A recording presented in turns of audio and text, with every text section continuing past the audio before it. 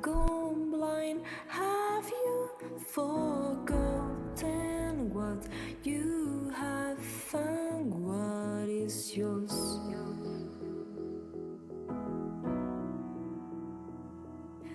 Glass half empty, glass half full. Well, either way, you won't be going thirsty. Count your blessings, not your flaws.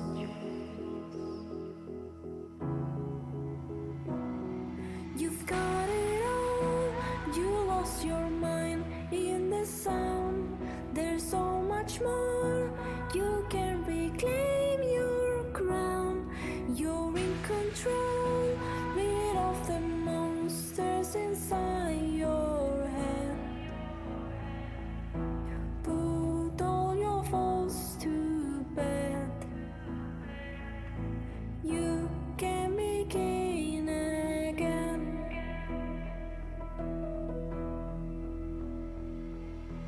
You don't get what all this is about. You're too grabbed up in your self-doubt. You've got that young blood, set it free.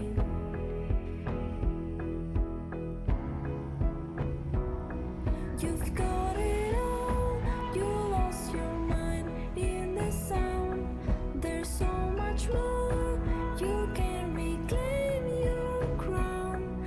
You're in control, rid of the monsters inside your head. Put all your faults to bed. You can begin. There's method in my madness.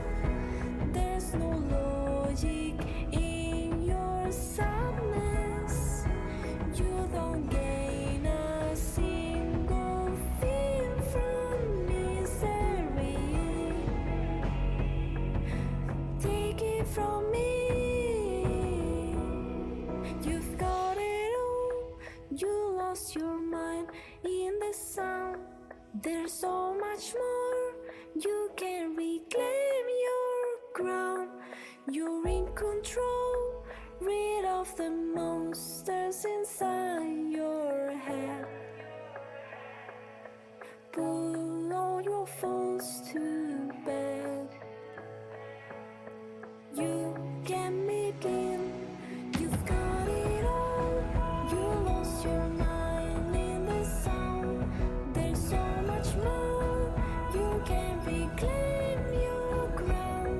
You're in control, rid of the monsters inside your head. Put all your faults to bed. You can begin again.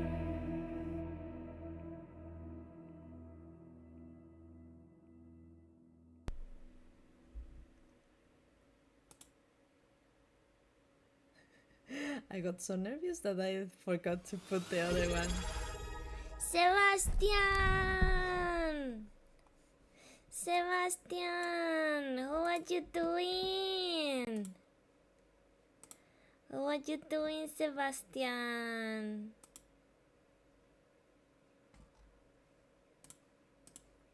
Let me put a little bit of lo-fi in the background.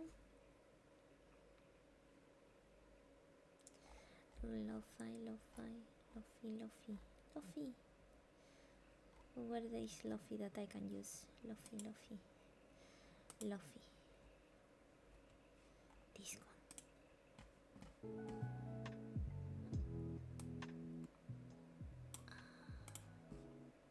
Nice. Watching your stream and doing funny AI. Nice. Let's go. How's the weather there?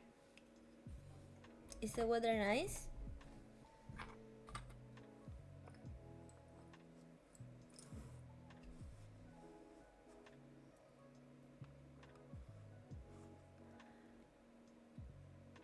cloudy, 26. That's good. Let me see. Hello! Matteo! Hello, hello. Buongiorno. Right now it's 26. Sunny.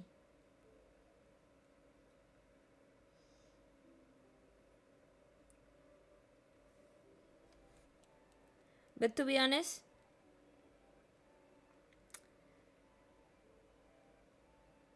it's going to be 39 maximum. So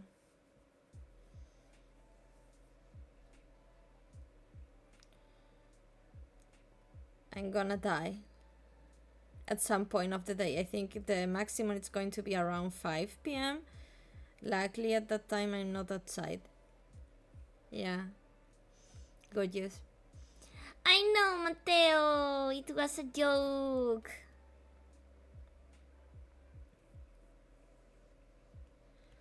But at least we are not in 41, 42, you know? That could be horrible. I couldn't. That would be awful. Totally awful. Let me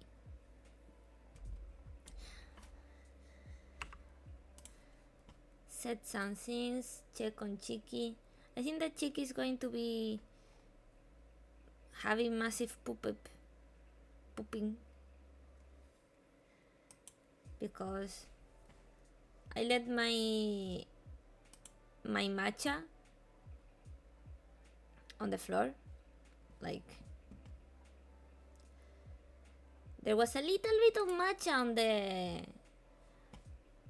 the thingy, on the glass, and Chicky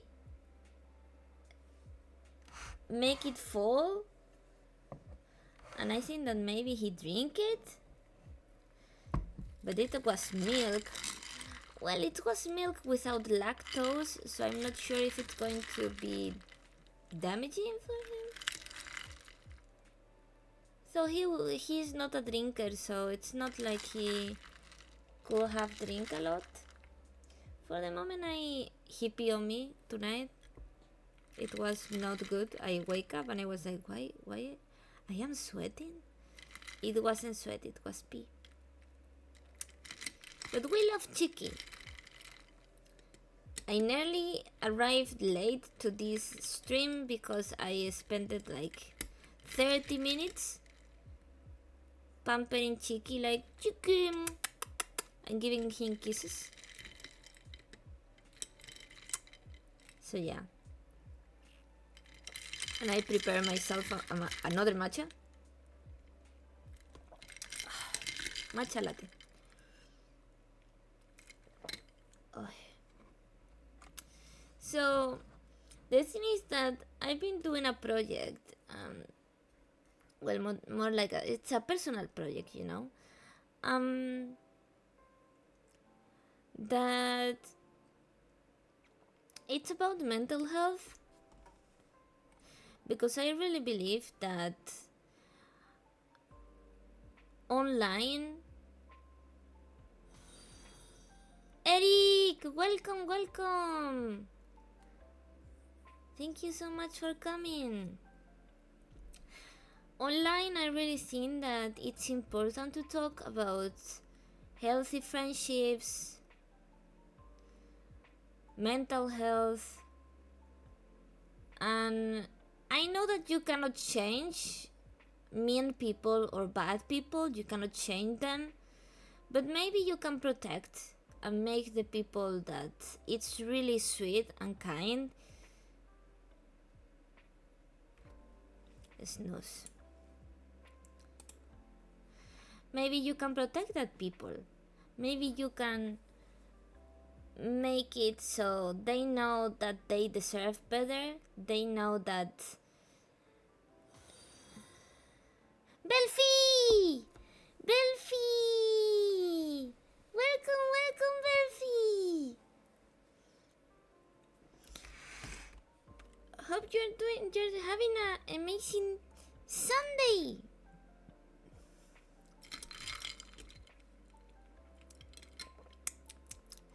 So yeah, I really think that you cannot change how mean people and bullies work, because it's really difficult to like change somebody.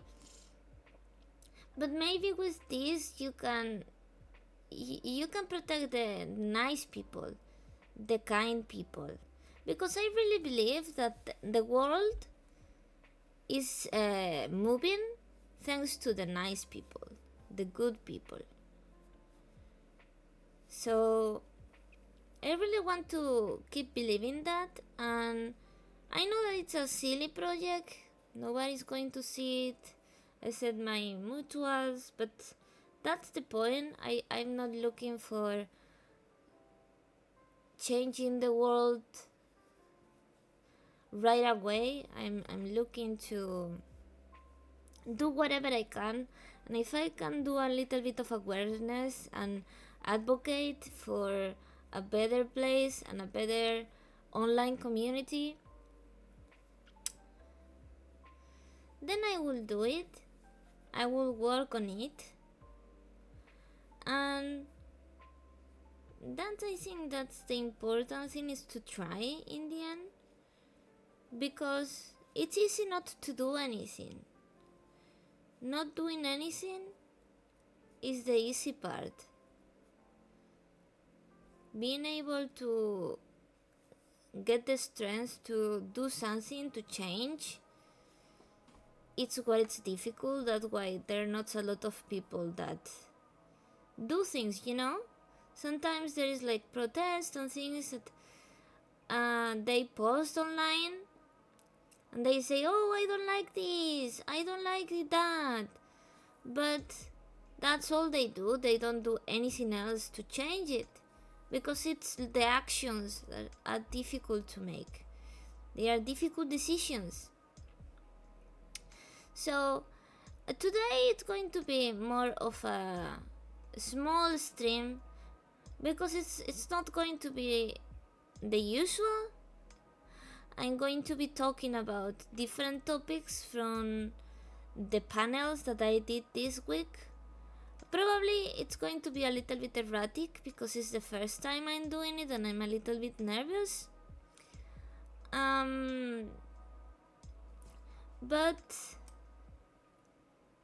we are going to try with practice. I think that maybe this could be something that I'm more used to. I'm also a little bit nervous because English is not my first language, so I apologize if I worded it incorrectly and if it's not the proper definition. I try my best. I try to do investigations for each panel. I try to word it in a way that you understand it, no matter which is your first language, so it will be easier for you to get the message, even if English is not your first language, because sometimes using English word, maybe it's a little bit confusing about the meaning and everything. So I try to use not so complicated phrases. And yeah, let me set it, because let me set it with studio mode, because yeah, I really believe that it's important to talk about these topics, you know. It's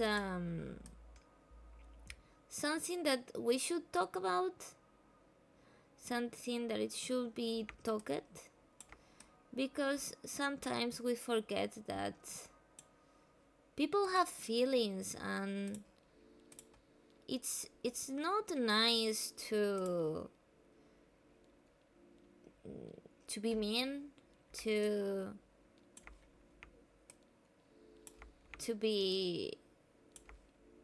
to not be a nice person. If we could be nice, it could be the best. But I understand that not everybody wants to be a nice person. There is people outside that they go around the world a different way. But I really believe that if I can help one person, that's all. That's all I ever wanted. So let me go to here, move myself, remove, yeah. Because that's me. Okay, I have to put this one. Nice. So this week I talked about a couple of topics. One of them was that some people online believe that being sad and being depressed is the same. I think it's maybe a little bit silly that we still have to talk about it, but I think that it's pretty usual to say on a normal basic level, like, hey, this week I'm so depressed, you know? This is so depressing. When the truth is that it's not depressing, it's sad. But we use the other way to talk, so it's normal that some people still confuse it. I want to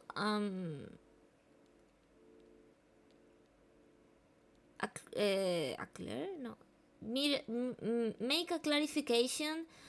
I have chronic depression. I am medicated and I've been like this for the past 6 years, around that time. And sad, when you are sad, it's a past emotion. It's human. You feel sad, you cry a little bit, and the next day you feel better. Ume, welcome. Hydrate, yeah. And stretch. So, Ume, how are you doing? I hope that you are doing great. Why is the head pass not going out?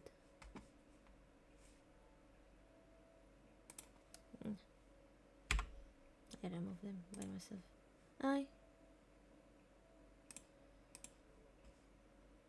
You just wake up. Good morning.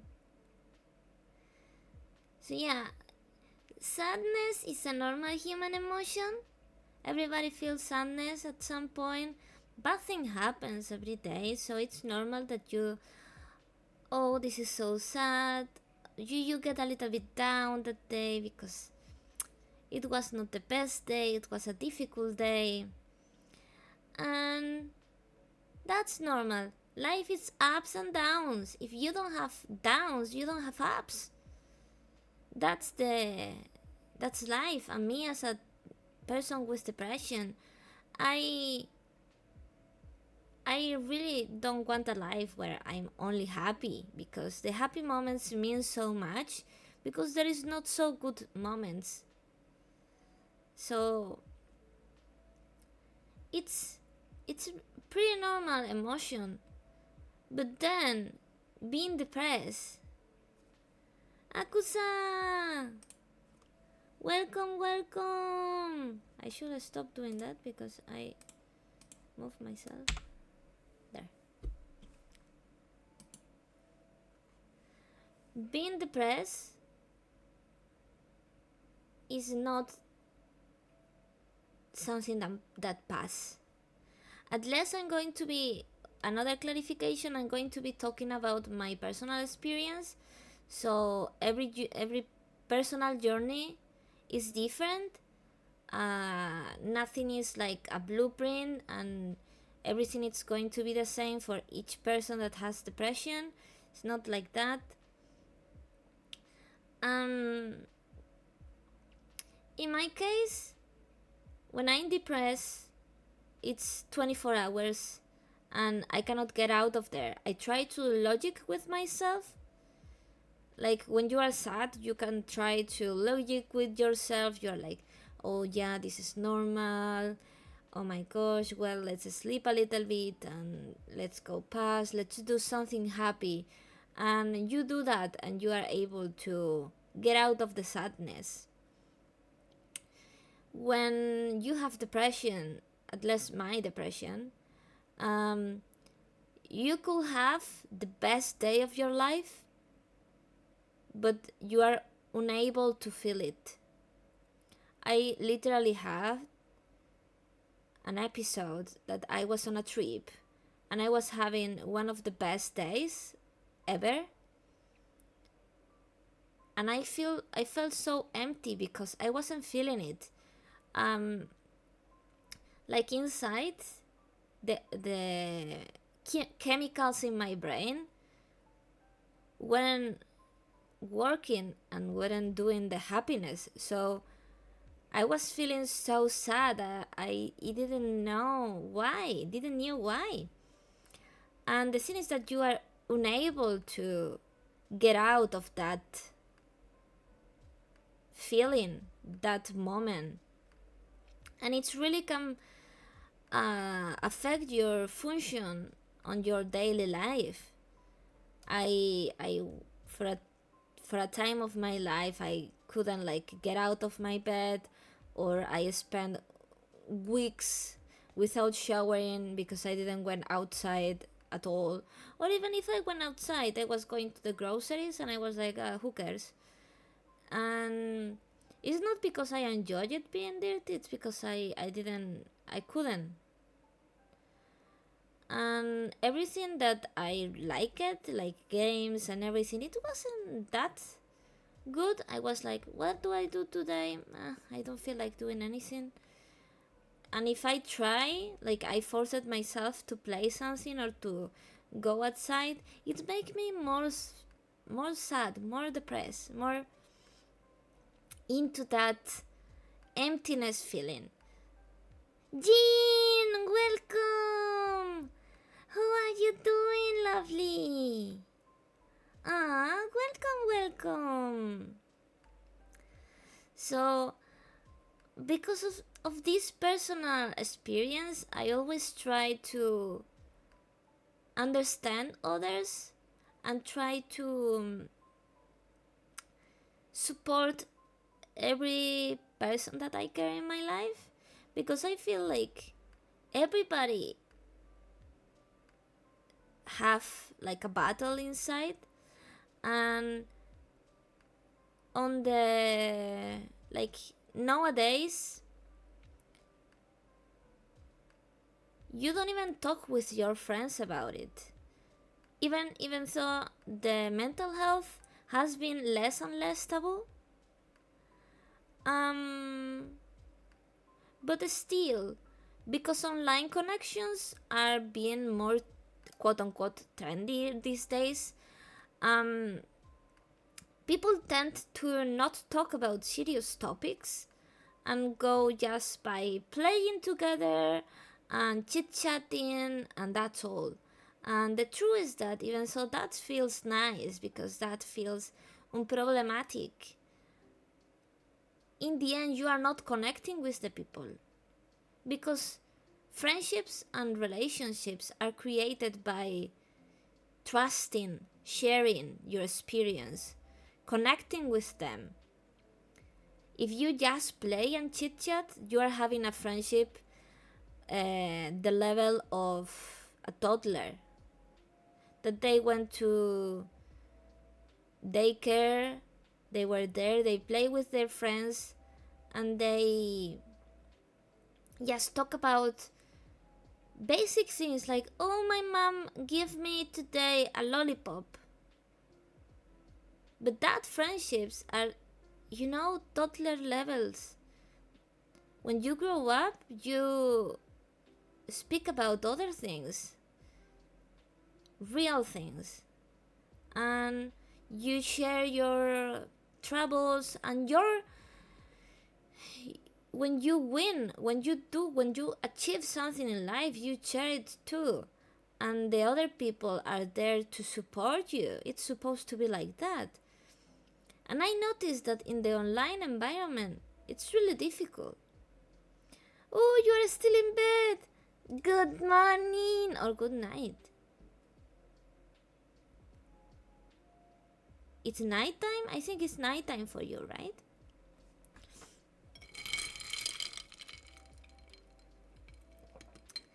But yeah, that's what I think about the topic. It's really misused, the sad and depressed terminology. I really think that a lot of people use being depressed as being sad still and spreading it, and they don't understand that you cannot get out of the depressed mode by yourself. I mean, it's something that will pass, of course. Like, sometimes you are not depressed all the time, you are just depressed for long amount of times, like 2 days, 1 day. But sadness, it doesn't, you can get out of it. 1 a.m. Okay, so it's nighttime. It's nighttime. It's time to be merging. Let's go. I really appreciate that you came to say hi. Thank you so much. And if you stay here, you're just going to hear me yapping, so maybe that helps you sleep. Sleepy. So yeah. At jail. No! Do I have my emote for no? No.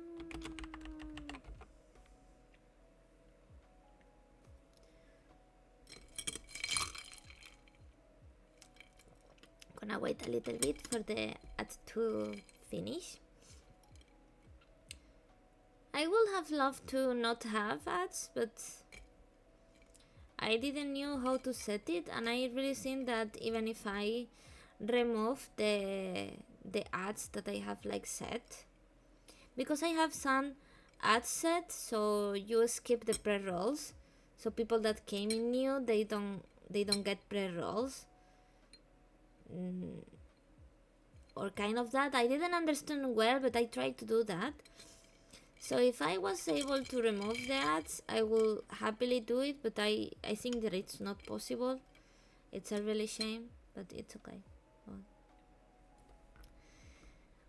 What I was saying, Jean, is that it's really late for you, and I hope that you sleep well, but I really appreciate that you are here, and that I will be yapping about this, and maybe that's make you sleep better, fall asleep, like I'm telling you a storybook, like a fantasy book. Yay!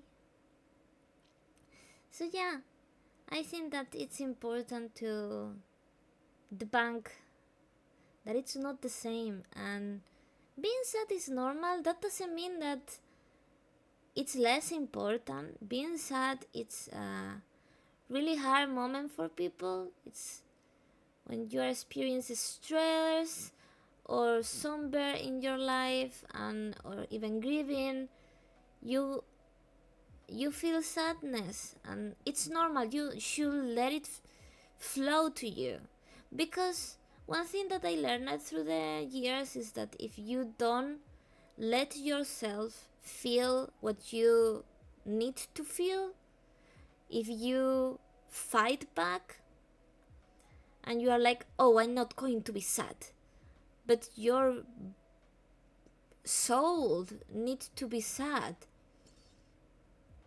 you are going to have problem later. So don't fight your feelings. You can go through therapy, you can check if it's unbalanced chemicals in your brain.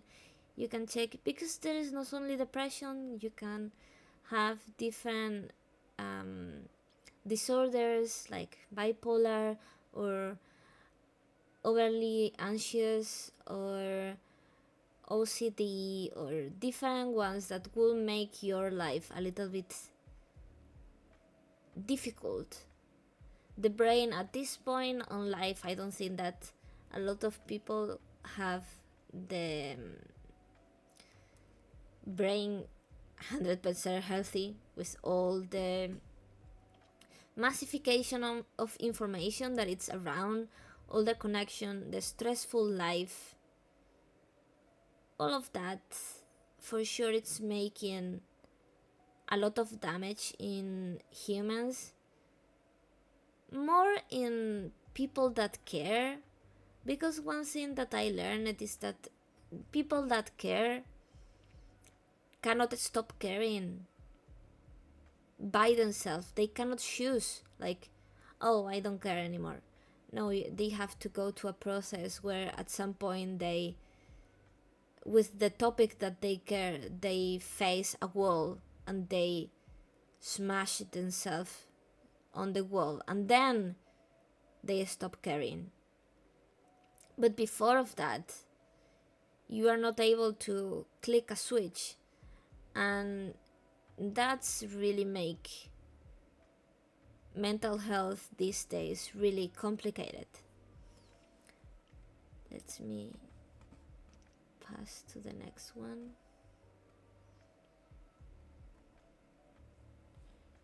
Is this correct?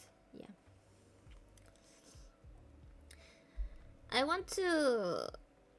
These tips are just some of the ones that I think that are the more important. Like, usually you see the, oh, do exercise, to socialize, to whatever. Some of that, it's really difficult to accomplish when you are on a mental state of sadness, or when you cannot get out of that depressive episode.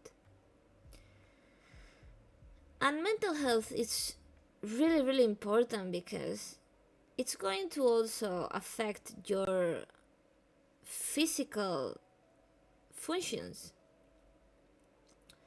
and it's affect how you think in a episode that you are not in your best mental health. When you have to take decisions, the way you process information change.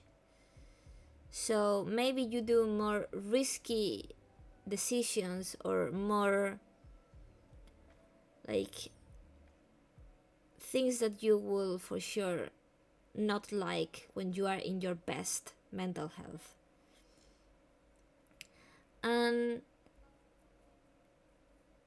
at the end of the day, it's really important for sure therapy, medication, and doctors. That's a base there, because auto-diagnosis is good to more or less understand what is happening to you, but never should be the definitive diagnosis, because you should go to a specialist always. And if you feel like that specialist didn't give you the right answer, you should go to another, ask for a second opinion. I believe that you also should connect with people in any way that you can. Like, I understand that most of us, me included, socializing, it's really difficult in real life. I don't like loud places. I don't like places with a lot of people. I really get anxious. When I'm with a lot of people, or even a lot of people, it could be just 5 people. a group of 5, I get so dry in 1 hour, 1 hour and a half, and I love these people. Don't get me wrong, I love these people, but after 1 hour, 2 hours, I'm so tired. I want to go home. So one of the things that help us connect with more people, it's online relationships. Wait.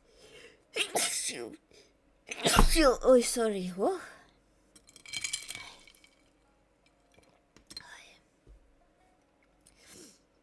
Connect with people in the internet.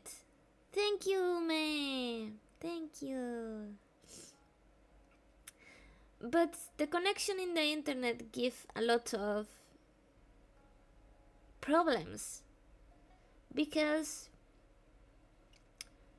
we usually use an avatar even if we are not in a anime community, VTubing community. We use an avatar, and most of the time you don't see the other person movements, micro expressions, and the way they talk.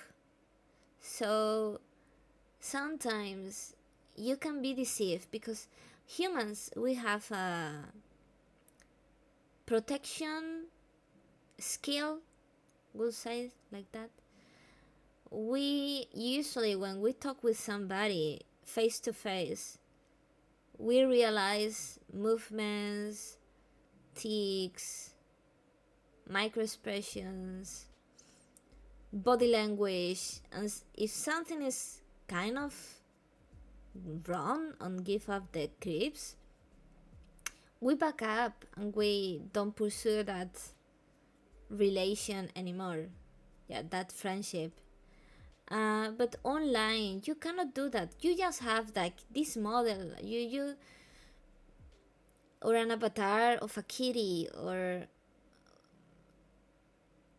I don't know, of a chicken. And with that, you don't see the person, you just see the words that that person choose to give you. And it's really difficult. So that's why I also, with this project, I really want to advocate for a more safe environment online, starting to work by the community I'm in. But also it's really directed to online connections. And with that, I will go to the good environment. If you see, the moment you see red flags, if you are able to see a red flag online, that's already like, if you have let somebody with lot of micro expressions and body language that give you the ick into your life, and now they are doing bad things. So you should not let pass red flags that you see on people that you are talking to. And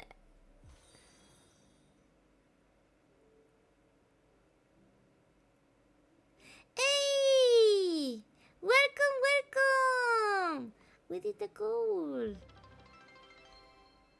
Let's go.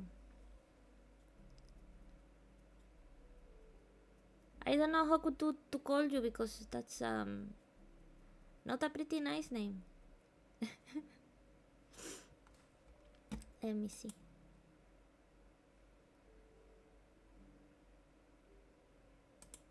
How are you doing? Hello. Imbi, okay. I will call you Imbi. Welcome. Thank you so much for coming. I'm just doing a mental health tech talk about online community. I hope that everything is going well. Saw your stream for like 5 seconds. Ah, nice. Ah, thank you so much. So sweet. I usually play games, cozy games, and do some doodles and do things.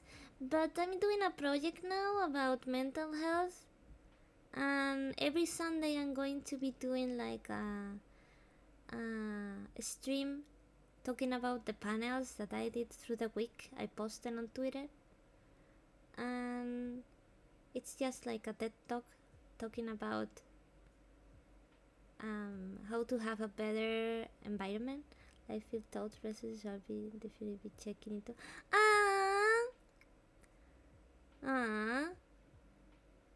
Yeah, that's also why I wanted to do these panels, because I really feel like the world is already cruel.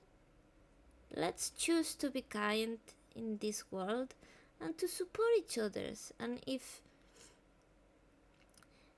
these panels can help just one person or can cheer up somebody or give them some tips so they are not in a bad environment online, I win already with that.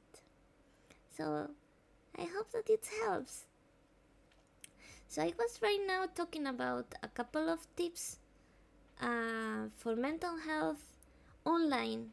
Well, it can be also outside, but let's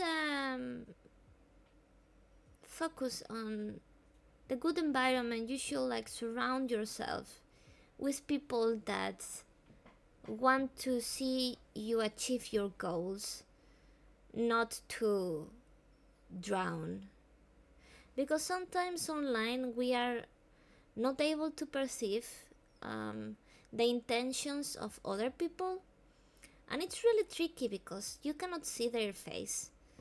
So in the moment that you see a red flag or something that you are not so happy with it, is where communication enter. You should address it, and if you are not happy with the explanation or the way they communicate with you, you should not let your boundaries get a step on, and you go to prioritize yourself. A friendship and any relation, even if it's chat, content creator, person on the internet talking to you, a person in your real environment, if they step on your boundaries, you are telling them, hey, I don't like this hurt me, and they don't care, then you automatically should prioritize yourself, because letting your boundaries go will affect your mental health a lot. Serpuch, welcome! Thank you so much for the hydratate. And the stretch. DJ, welcome. Thank you so much for coming.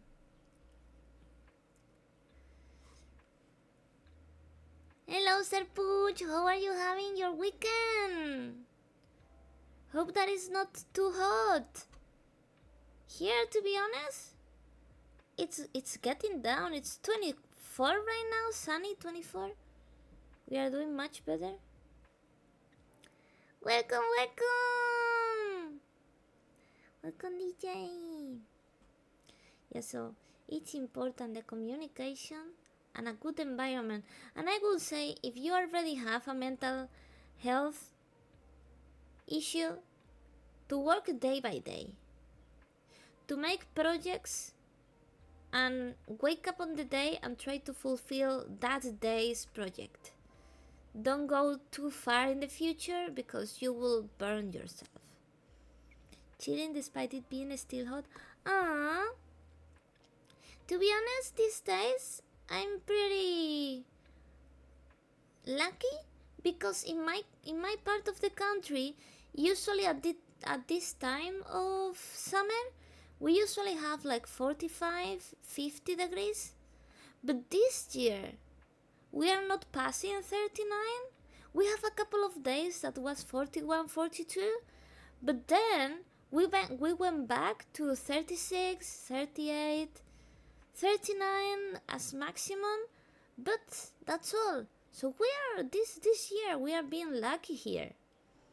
But I think that outside it's getting worse. Like you guys are getting the degrees that we are not getting. But be careful and hydrate, and don't let the sun. The sun is really difficult to deal with because you don't measure it properly. How much it's too much, but be careful with the heat stroke because they are pretty dangerous. I have a couple this summer and you feel like really bad. So the next one I will say inside B2B. Let me collocate it properly there. No, I think this will be like this maybe. Well, it's a little bit moved, but it's okay. Inside B2B, like I was saying, like I put here, we'll go look. Okay, thank you, Sir Pooch. Have a lovely Sunday. Online environments are really tricky. They are really tricky because the internet gives you a fake sensation of connection, and with this I mean that you feel like you connect with so many people at the same time. You have so many doors open, and it's a lie. It's just a perception, because you have the connection, you have the bridge, but mostly of the times they are fake. And this could end up on, like I said in the panel, parasocial relationships, that you stay day by day chit chat with somebody and you think that you are friends, but that chit chat doesn't make a friend because you are not getting out of the acquaintance conversation level, and that could lead to loneliness, feeling like there is so many people around you and still you don't feel the connection because the connection is not there, but you kind of feel that it's there, and it's really tricky for your mental health. And for this, I will say that, like I said before, you should set boundaries for acquaintance, for chat, for friends, for people that you know. Every level of relation that you have with somebody, you should set boundaries.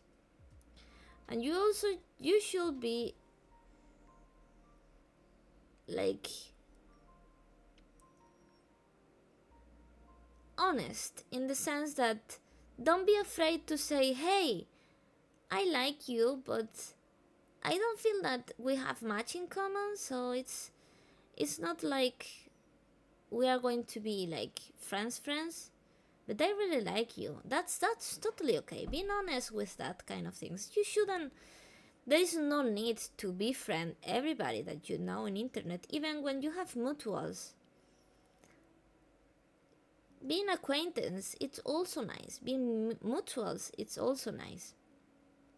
Some people is more afraid of having mutuals that they talk to, like mutuals that never move to be friends, than having mutuals that you never talked with them. And in the end, why wouldn't you talk with them? Just be mutuals with a little bit of chit chat, that's okay. I would say also, coming back to connect with people, don't isolate yourself. Isolating yourself will create bad environment for yourself, because you will only have your part of the situation, like the what you create in your brain when you overthink, when you get the logic of what is happening in your brain and you don't talk with people. You only get what you recreated in your brain.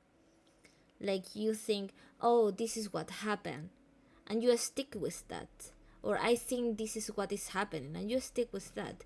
Because you are not communicating, and because you are isolating yourself, you create an scenario that is not real. It's go far from the reality, because you are not connecting yourself with other people. And sometimes we do that because we are afraid of confrontation, and we are afraid of being honest. But let me tell you, if people cannot accept your honesty, I mean being honest, not being mean.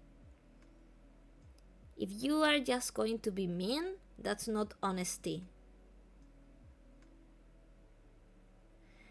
But if you are afraid of being honest, then it's not a proper friendship, because one of the first things that you should have in a relation, whatever, acquaintance or friend, is trusting. And the difference is that an acquaintance can go easily than a friend. A friend, you trust in them more. You have a bond with them. And you shouldn't be afraid of saying no. It's not bad if somebody tells you, hey, do you want to play? And you say, today I don't feel like that. Like for example, I live with my flatmate, and we both set boundaries at the beginning. One of them was being honest and talking about things, communication. My flatmate invited me a lot of times to watch movies in the living room, and most of the time I don't feel like it, because I have other plans. I have my own routine. I don't like change of plans, so if I have that day I'm planning to do something, and then they ask me to watch a movie, I'm like, not sure. So I straight up said, oh, no. And if I want to just hang out a little bit, I will say, I'm not interested in watching the movie, but I'm going to stick for 5-10 minutes to be here and to enjoy a little bit of the activity with you, and then I will go. And that's totally fine. Same when I ask my flatmates to do something and they are like, I don't feel like it. Let's do something else. Or if we don't agree on anything, maybe just it's not meant to be today, and let's do it another time. And that's okay. That's communication. That's not forcing each other's to do something that you are not going to enjoy. Same should be in any friendship, online or offline. And let me tell you, prioritize your health. If you are not feeling well, you are not feeling well. Because if you force yourself, you are going to be burned out, or you are going to be really sick. And that's why when you are in the VTubing community or any online community where you are creating content or trying to make a daily activity, set a routine. It doesn't even have to be a schedule. Set a routine and put yourself realistic goals. Some people put themselves into unrealistic goals and they get really frustrated when they don't get there. Because let me tell you guys, even if only 3 people it's looking at you, it's 3 people, you know? It's like you get to be on the street and you are able to stop 3 people to listen to you. And that's enough. Sometimes that's enough. In the old days when there was no YouTube or whatever, I remember when I was younger, when you wanted to share your games, you get your cousin, your brother, your sister to sit on your side and you show the games.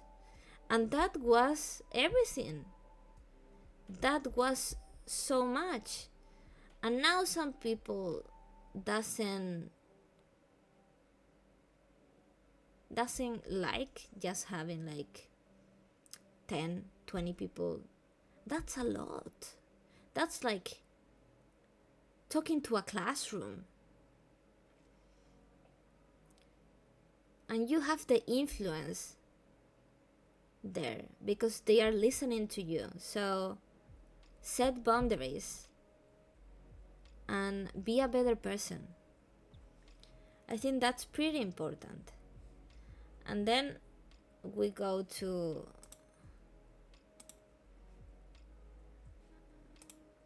what? It's moved a little bit, but I think this is a better thing.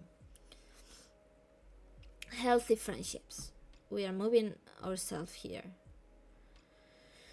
Like I was saying, it's really important for a friendship to be built by trust, sharing experience, and emotional connection.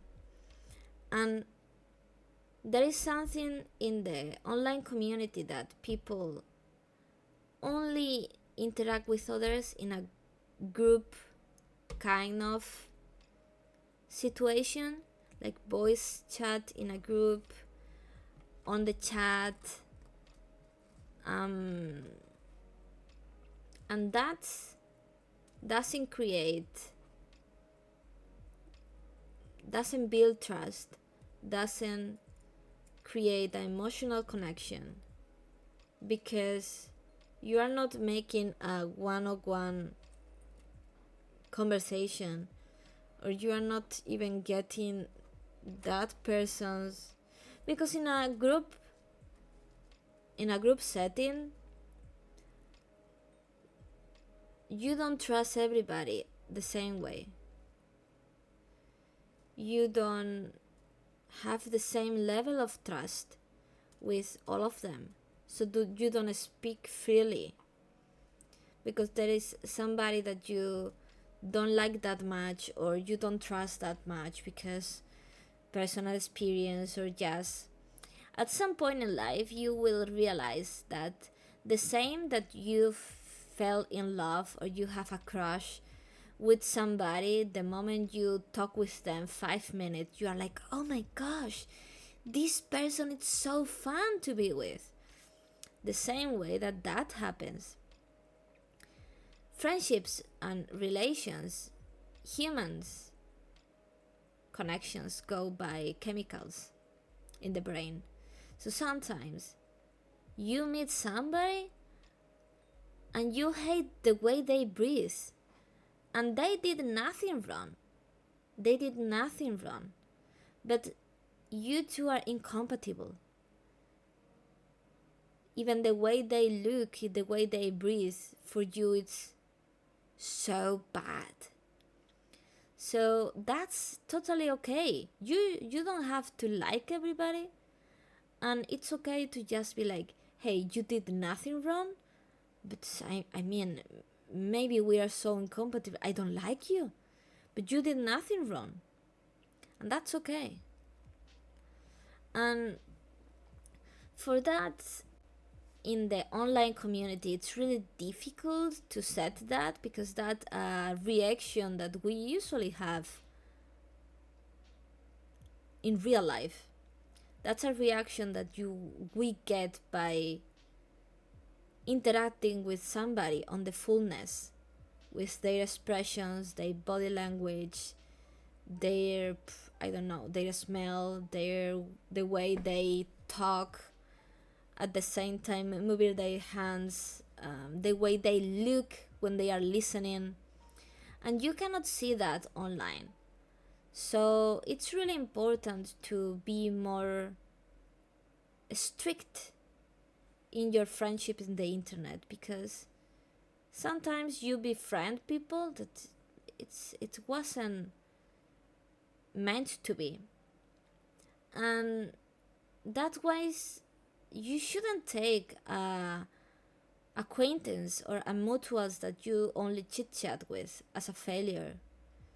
It's something normal. We have a lot of acquaintance. It's better to have a lot of acquaintance than to have a lot of friends, fake friends, because you cannot surpass the surface level of that friendship. And having a couple of friends that you can count with your hands, that they are truly a real friendship. And you know, online friendships also are pretty important because you connect globally, you connect with people with different cultures, and you are able to explore different identities that normally in your community, in your city, maybe you are not able to see them. Maybe you are in a rural place and you will never be able to meet somebody like you will be able in the internet. So that also will help you with your self esteem, your confidence, and your sensation of community around the world. So it's really important to be able to have healthy online friendships. And this is so silly that I have to say this, but for a real friendship, even if it's online, you should treat others the way you want to be treated. If you want support, you should support them. If you want them to care, you should care too. It's so silly that I have to say this, but sometimes friendships are not 50-50, and we should avoid that, because in a friendship of any kind, we are equals. We are the same. We worth the same. None of the people in the friendship should be more valuable, because then it's not a friendship. Then it's something that you are gaining something from. And you should just respect the values of people, and please don't give up your boundaries to not be alone. It's much more better to be alone than in bad company, because if you are alone, you will find new friendship.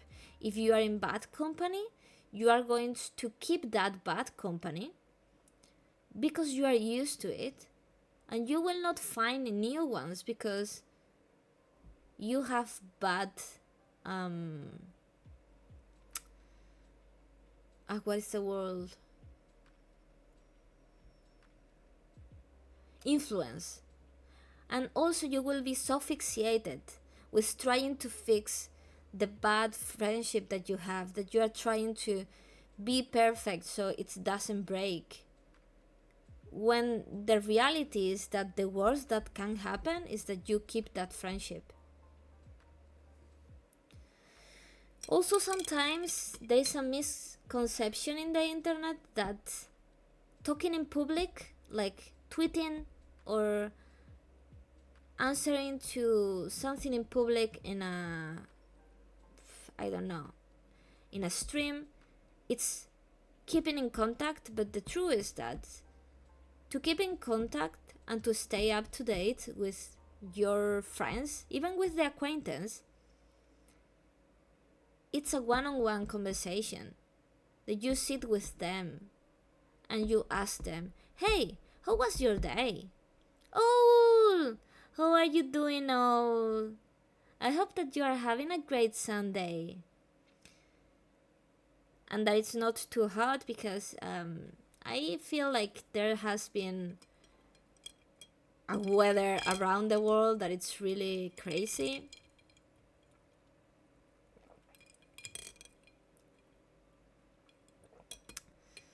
And like I said, it's sounds like a serious conversation.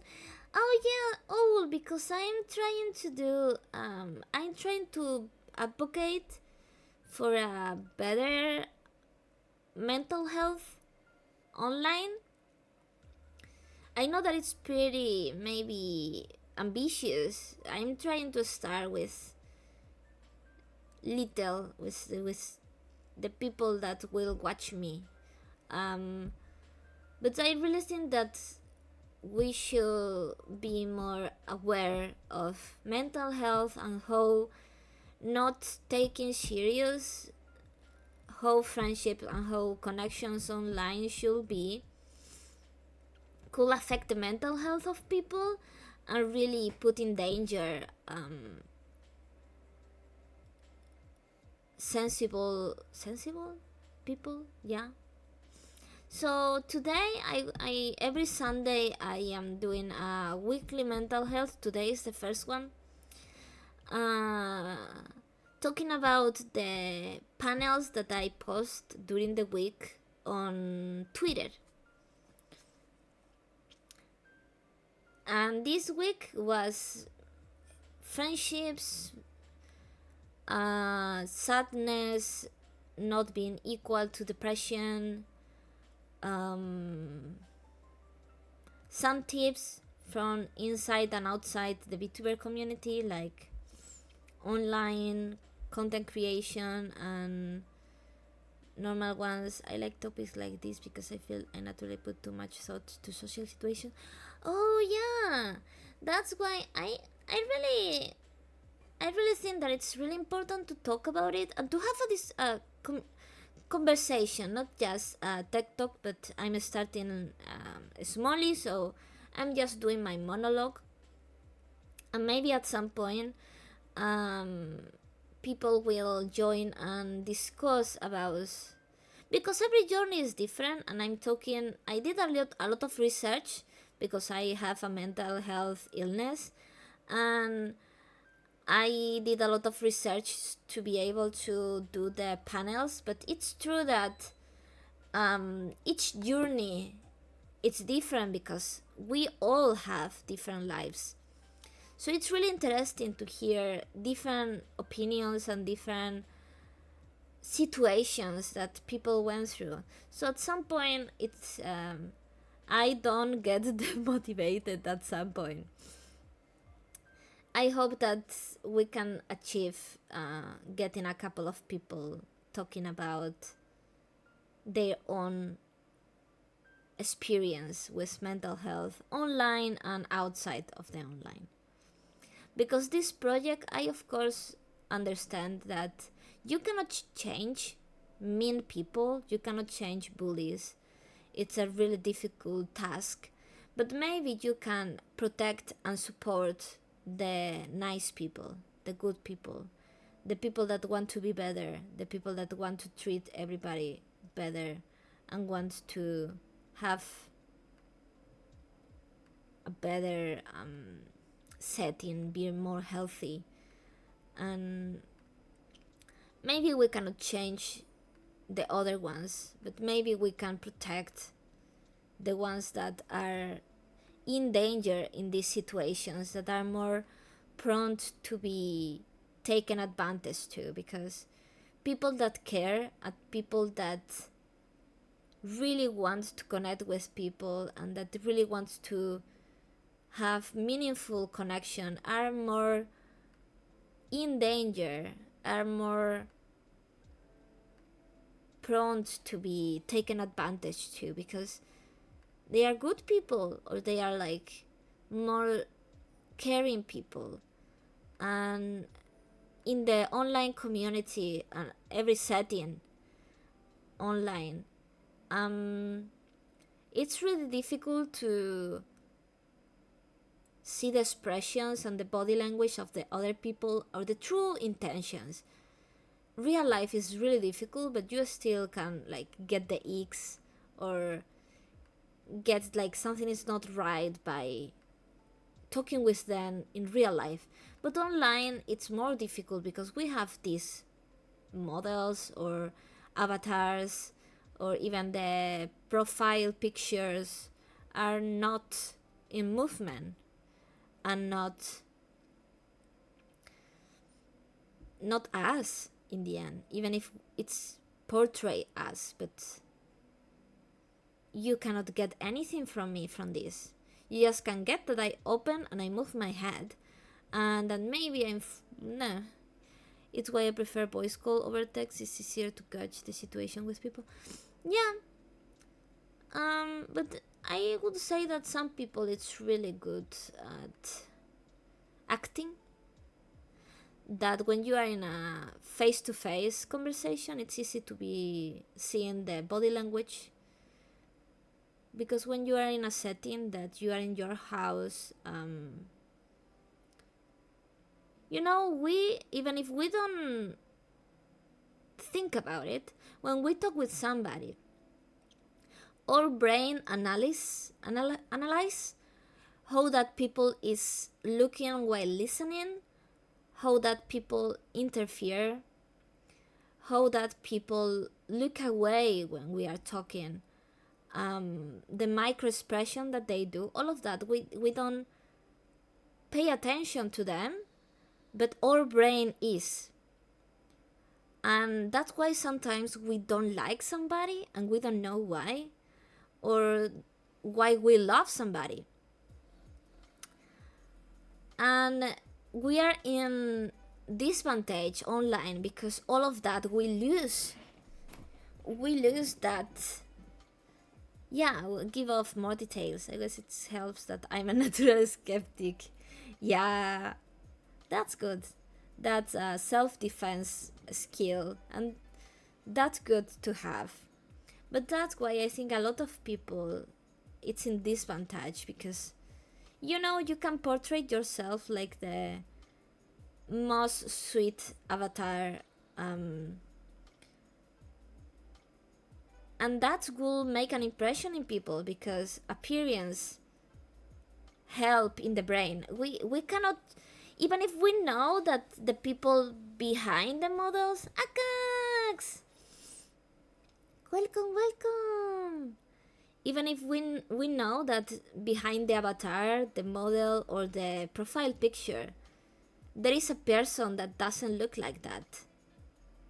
Even if we mentally know, we logically, we understand that. But our brain changed the image of that person for the model. So they see that person the way you are trying to show others how you are. They are not going to see you for any, because when we see people in real life, we create our own judgment. We see them and we create our own judgment, and that's why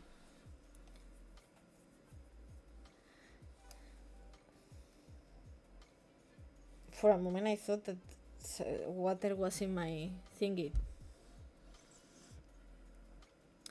But I forgot what I was saying. Something, some water fell in my arm and I forgot what I was saying. Well, I'm going to read what you were saying. That's the funny thing. If a person is only nice, I don't trust them and hold my cards to the chest and purposefully tell them that I'm a bad person.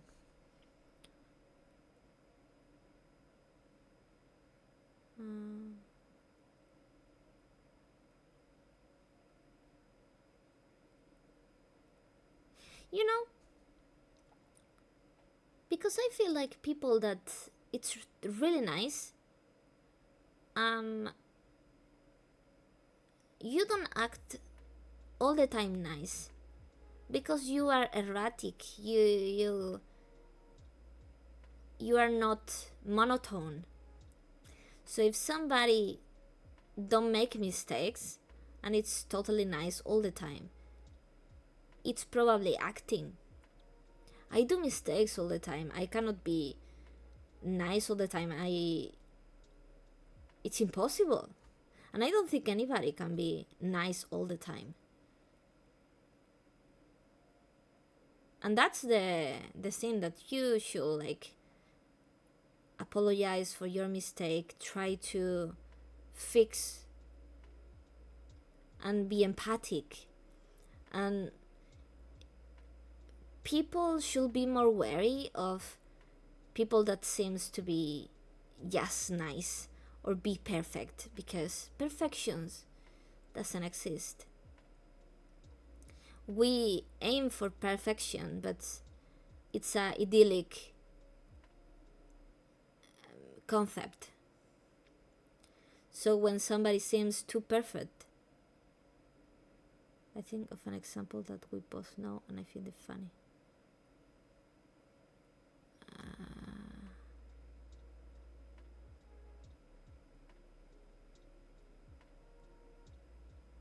Right now, you are confusing me so much. But yeah, wait, let me.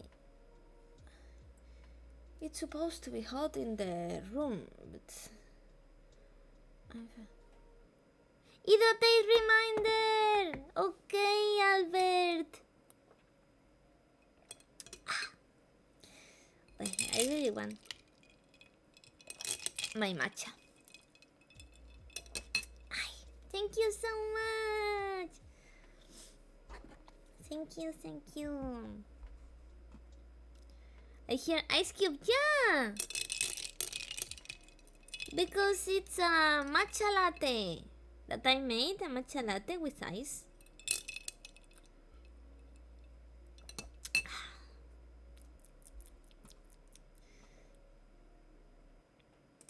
Let me see what is the next one. Ah, yeah. And here is where we come to. Do you see this? Better no. Well, that's nice.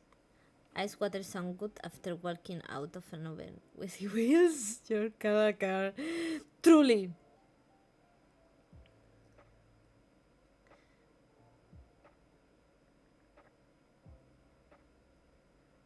I will stop. No. It's good to have different opinions and everything. Don't stop. It's conversation is better than a monologue, because this kind of topics, it's really good to have other people's point of view. Homemade matcha latte, that's really cool. Pun intended. Yay! I bought it because I hear that green tea accelerate your metabolism. And because I'm getting old, my metabolism has been slowed down in the couple of years, and I don't like it. I'm not going to lie, I don't like it. I didn't change anything in my life, just that I got old. I eat the same, I do the same exercise, and my metabolism went all the way around. So, we were talking about the trusting people. And like what you were saying, all, it's something seems too good to be true. It's for sure too good to be true. But that's why the role of communication is really important, because the more that you talk to somebody about real topics, the more you know them, and the more, if they are faking it, you could see the errors and you could see their true colors. And it's really true that sometimes it's online community, you know. You get overstimulated or uncomfortable, and instead of saying it,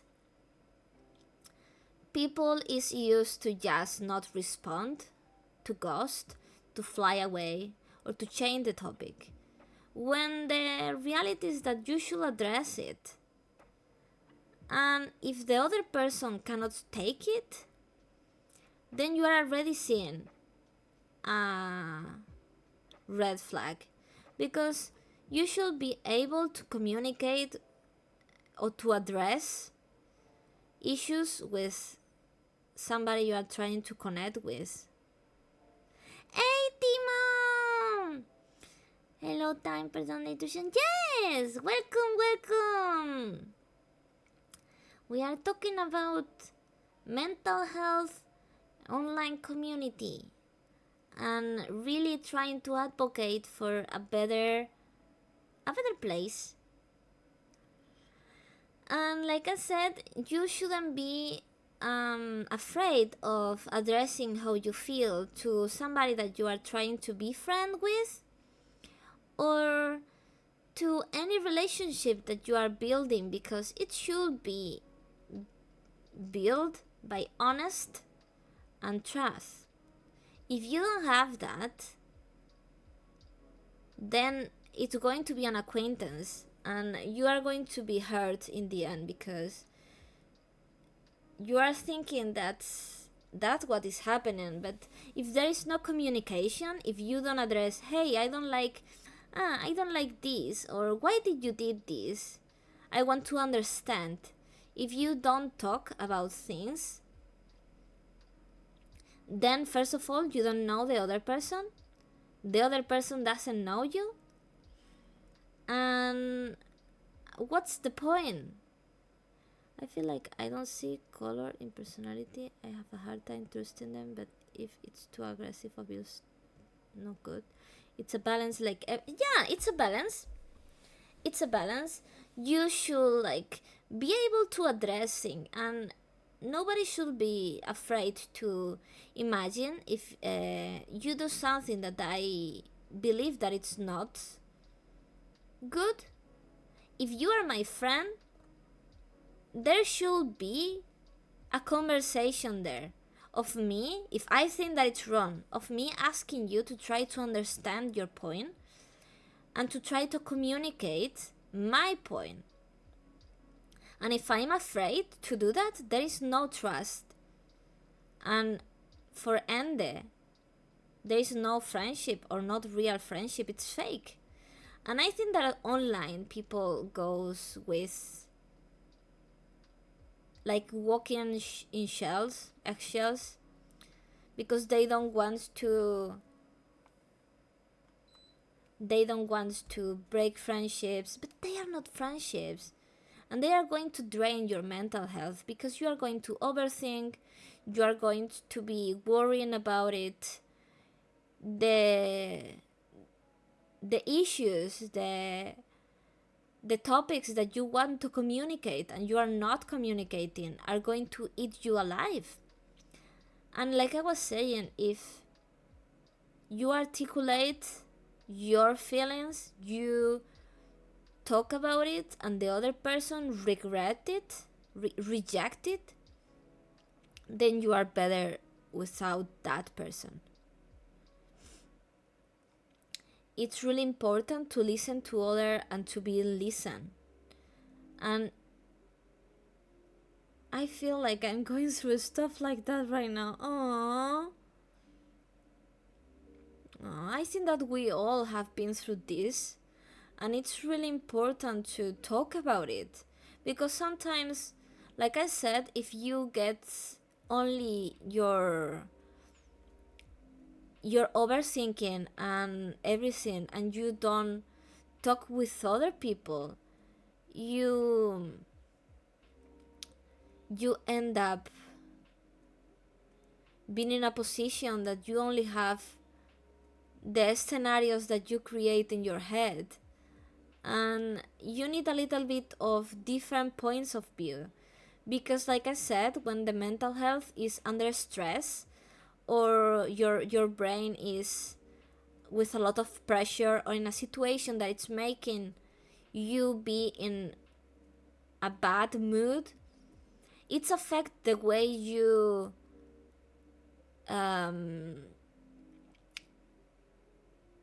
do the logical thinking.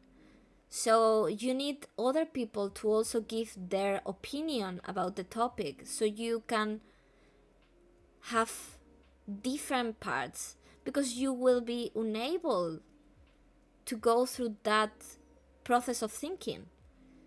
And sometimes it's really important to openly talk about these topics. What happens if that person who reject is a family member? You see,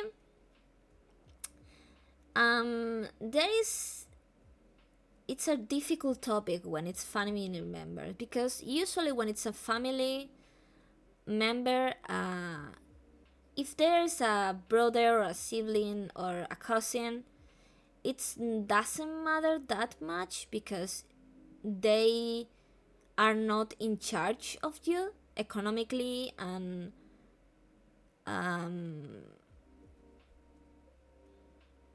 like fully. But if it's a progenitor or somebody that is in charge of your economical situation or your house situation, it's I think that you guys are in a nut, so we are going to be waiting, because I don't want to address important topics in a moment that it's an ad break. Waiting for the ads. Let me write waiting. Gosh, I don't know how to write waiting for the ad to end. Waiting for the ad to end.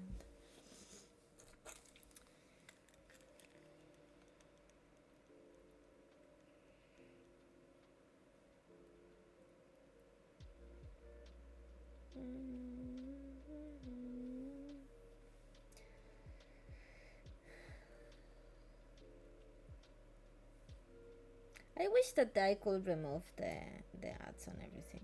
It could be nice.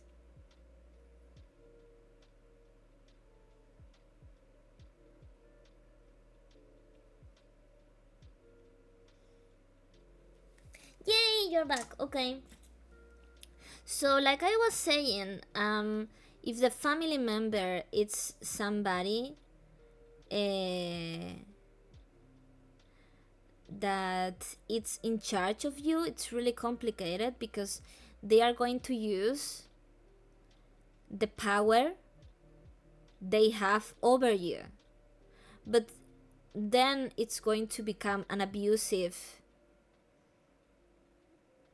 relation inside the family. And this is something that it's pretty used when a child goes against some opinions that the progenitors go by, and they weaponize what they should have been giving the child without asking for anything back.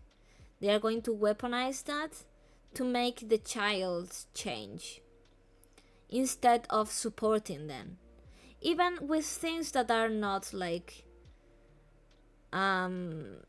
sexual orientation, or even the most small thing, like, hey, I don't like your friendship, change it. And they are going to weaponize that they are in charge of the economics, and they are in charge of the house, and that the child can lose all of that. So it's pretty difficult, but I will say that at that point it's become abusive, and I think that you can actually try to emancipate even if you are a minor. I don't know, it's depend of the country. In my country, that's what happened. You can actually, And you should for sure seek help, because if you are old enough, I will say it's even if it hurts, because you will care, even if that person is abusive, because it's your family member. The smart move for your mental health will be cutting the friendship, no, the relation between the family members. When you are older, you are able to not be dependent of them. It's different because every situation it's pretty much different, because maybe you have a disability, maybe you don't have the economics, and maybe you are a minor. But even though it seems that there is no way out, there is only places that you can ask for help, because it's not legal to be abusive to your child. So if you get rejected by I don't mean like small things like, hey, clean your room, and you don't want, that's family stuff, but well, education steps. But when the family members reject your boundaries in a way that it's become abusive, there is legal ways, and there is like, it's for sure it's scary, but you need a healthy environment no matter where, because it's important. You can be the more cheerful person in the world, that if you are in a bad environment, it's going to drag you down. And everybody deserves to be in a good environment. Mountain! Hello! Welcome! How are you all doing? I'm doing fine. I was a little bit nervous at the beginning, but now it's going well. Yeah, in the end, the family members, Timo, it's going to use their power over you. It's not as easy as walking off of a friendship that it's gone toxic. When it's a family member, if it's a progenitor, somebody that it's giving you, then it's going to be difficult for you, because they have the power. It's a relationship of power. And they are also weaponizing, quote unquote, their love for you. And there is legal procedure that you can do. Blood, welcome! Blood!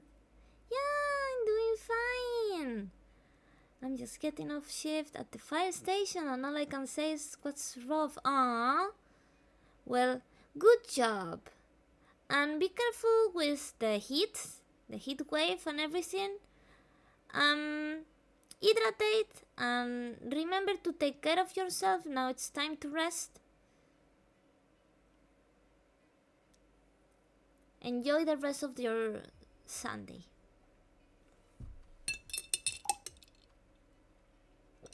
And like I was saying, a good mental health, it's important to have a good, effective communication.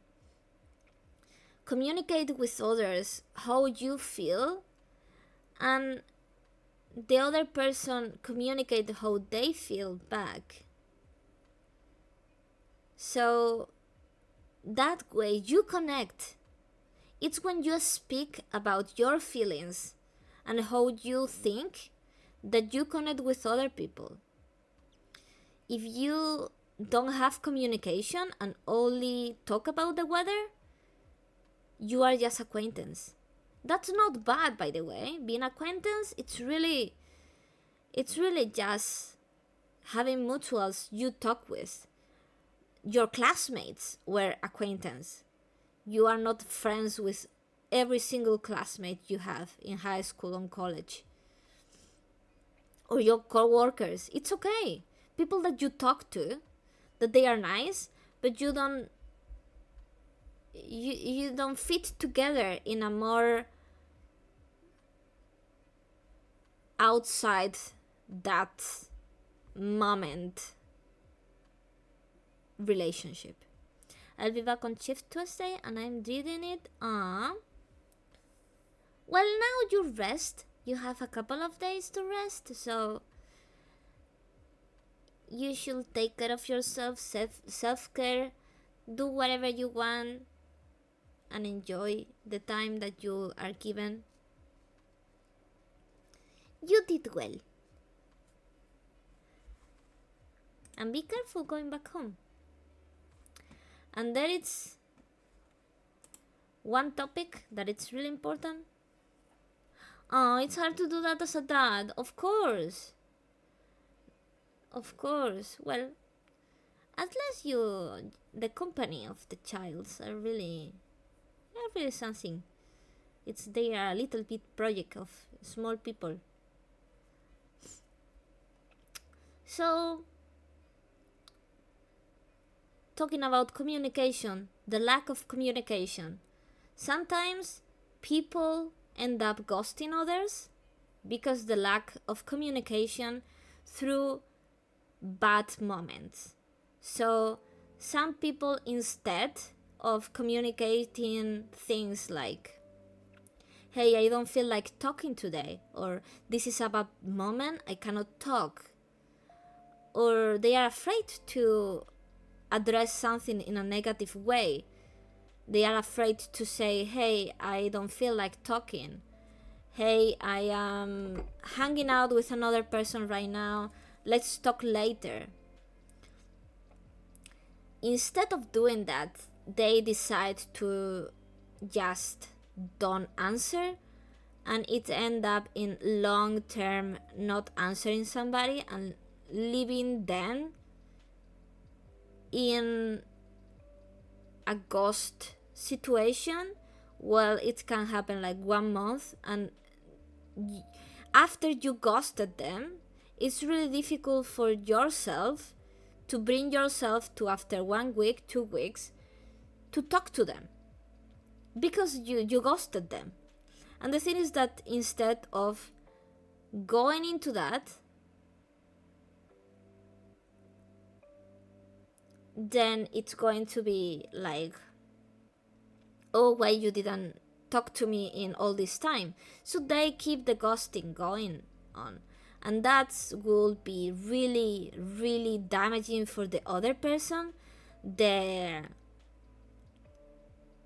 harm that you do to the other person's self-esteem can be pretty big, because that person will end up in confusion, frustration, going to start wondering if I did something, it's my fault, they are not talking to me, I'm not worth an explanation, did something happen, I don't know if something happened. And they see you talking to other people's, because online environment, it's what it's have, that you end up interacting or tweeting or whatever. And I'm talking to ghosting a friend, okay? As somebody that it's supposed to be a friend. Because an acquaintance, it doesn't matter that much. But if there is a level of connection between the two persons, the person getting ghosted will be damaged, because they are going to start doubting themselves. They are going to start thinking that they are not worth the 2 minutes, the 2 seconds that is like, not right now, I'm not in the mood, or whatever. I'm bad with that personally, because I'm afraid of saying something I regret being bipolar. That's why I think that it's really important to communicate, and to communicate from the beginning, Mountain, because when you address your issues from the beginning, the other person understands. The ghosting impact is because the other person has no explanations. If you explain to the other person, hey, I don't feel like talking, hey, I'm not in the mood, I'm having a bad day and I don't want to talk, or even like setting prior to that, setting like a code to tell the other person that you are in a manic episode or a depressive episode, and just texting it, because it's important that a relationship, a friendship, there is a trust between these people, and a level of communication where the other person understands you and doesn't feel rejected by you. Because the thing is that for you is just ghosting them, that for sure it's a little bit like, oh, I feel bad that I didn't respond to you in 2 months. For the other person, that 2 months probably has been a spiral of confusion. Why I'm not getting a response? I'm not worse? They don't like me anymore? Because they cannot touch the reality, because you are gatekeeping the truth. And maybe it was so silly, it was just you weren't in the mood to respond, and the thing is that you got too much waiting, that when you came back to talk to them, a lot of time passed and you now feel that it's impossible because of the wall that you created. And that's why it's important, as I was saying in the previous panel, to communicate. And if the other person cannot take the truth, then you are getting a favor done, because it's a two-way relation. Any relationship, friendship, a partner, it's a two ways. If you communicate your feelings and the other person doesn't respect the boundaries, doesn't try to understand, doesn't have to feel the same, just to try to understand, if that doesn't happen, it's not meant to be.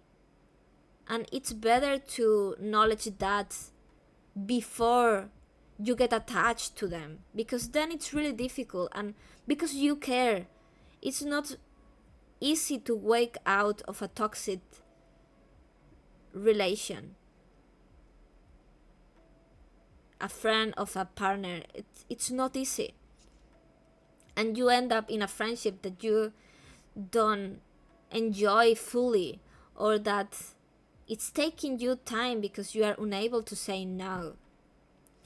And that's why it's really important to communicate, because that way, even in online communities, in online environments, if you communicate with other people and they communicate with you, it will be easier to spot if you guys are a match from any relation, any level of relation, or to just be acquaintance. And because of this, it also creates a lot of mental health issues to the other person. I'm not really a stoic man, not an excuse or anything. I just don't like to show my feelings. I still care about my ex, of course, but we are better as friends. Sometimes, and that's not bad, being on a level of relationship that wasn't what you aimed for is not a failure. Being acquaintance instead of friends is not a failure. Being friends instead of a relationship, of partnership, is not a failure. It's just the way it has to be.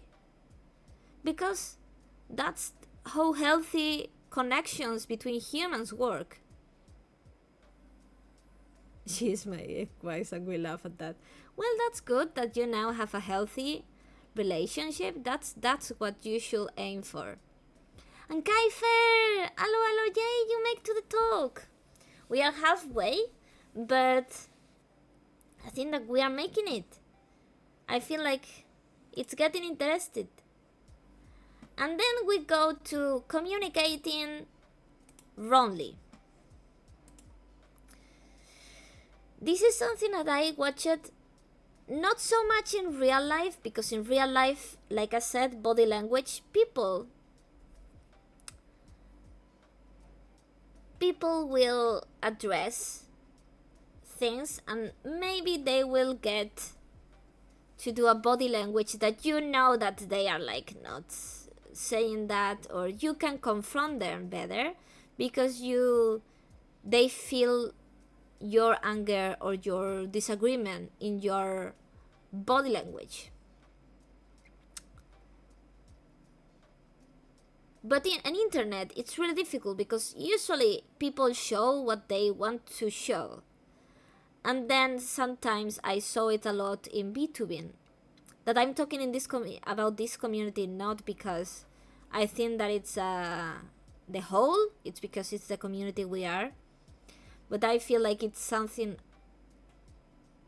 across the online community, anyone, anime, TV shows, just talking, Reddit, whatever. You try to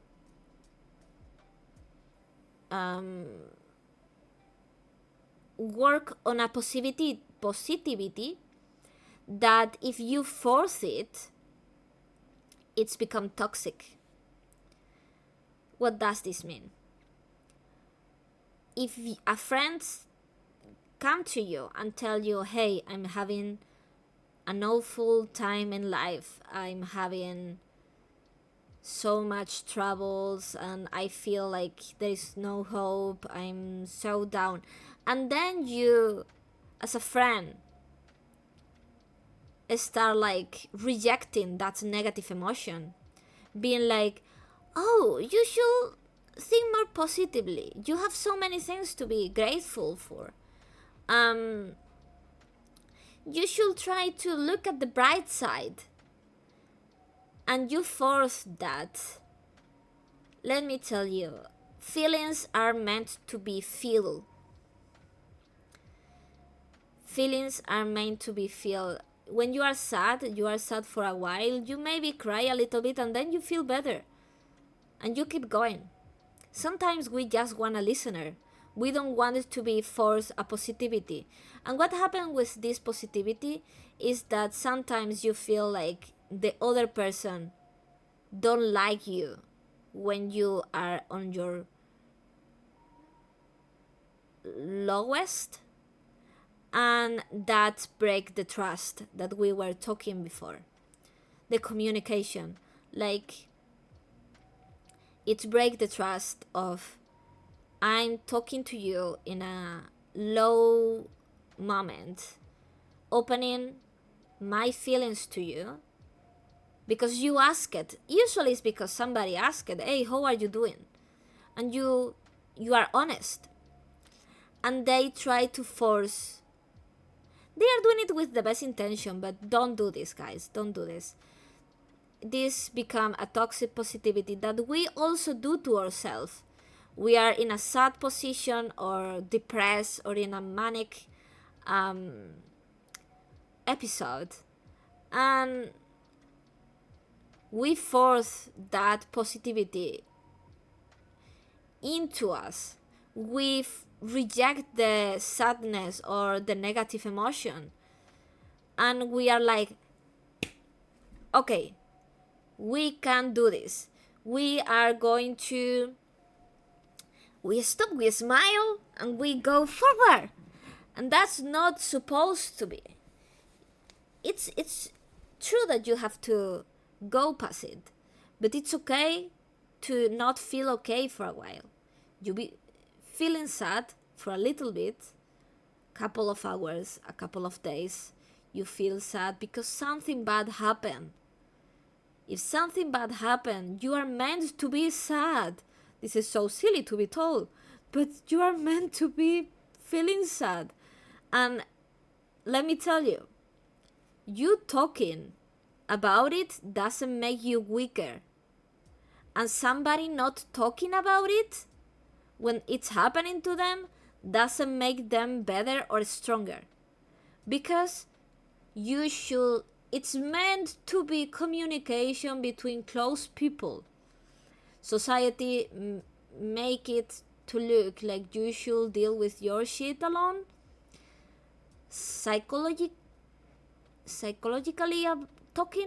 speaking, that's not like that. Of course you go through the feelings alone. You feel it, you cannot make others feel the same. But feeling listened, feeling like you have people that support you even when you are in your darkness moment, it's important to have a strong relation and connection with the people close to you. It should be the basics, and it's got so, let me tell you, in my opinion, friendships and relationships during the past, I don't know, 20 years, they went in a good place where there was communication, and then it started to be so ephemeral. Like, you talk with people and then you go past, and you are supposed to build real friendships, real relationship that goes down the years. You are supposed to, as a human, to have a community or a group friend. And it's not your fault that it's not happening. It's because there is no communication, and people, it's coming back to not telling others about their things. You can complain, you will do it anyway. You vent about it, you talk about how sad it is, and then you go through it and you pass it and you move on. That's how it's supposed to be. But if you eat it, if you avoid it, if you suppress the emotions that you feel that they are not right, you end up in a mental situation that it's not good. The society, the stress of the society, and all the new conditions that it's making people go through, get rid of negative feelings, present yourself to others in the best way, that it's creating humans that are lonely, doesn't know how to properly connect with others, and end up having mental issues that would be much more better for these people to talk about it. It's not easy. I'm not saying it's easy. It's not like I have like, oh, this is the equation that it's going to solve the world. But I have seen across long time a lot of situations around me that I knew it was going to be better by communication. My bipolar tends to manifest in rage over the small thing. You see, when you already have a mental issue, like I have Montaigne, I have chronic depression, and I don't know what is the name in English, but it's like kind of overly anxiety, general anxiety. I go to therapy and I have my meds, and without that, I can tell you I would not be myself.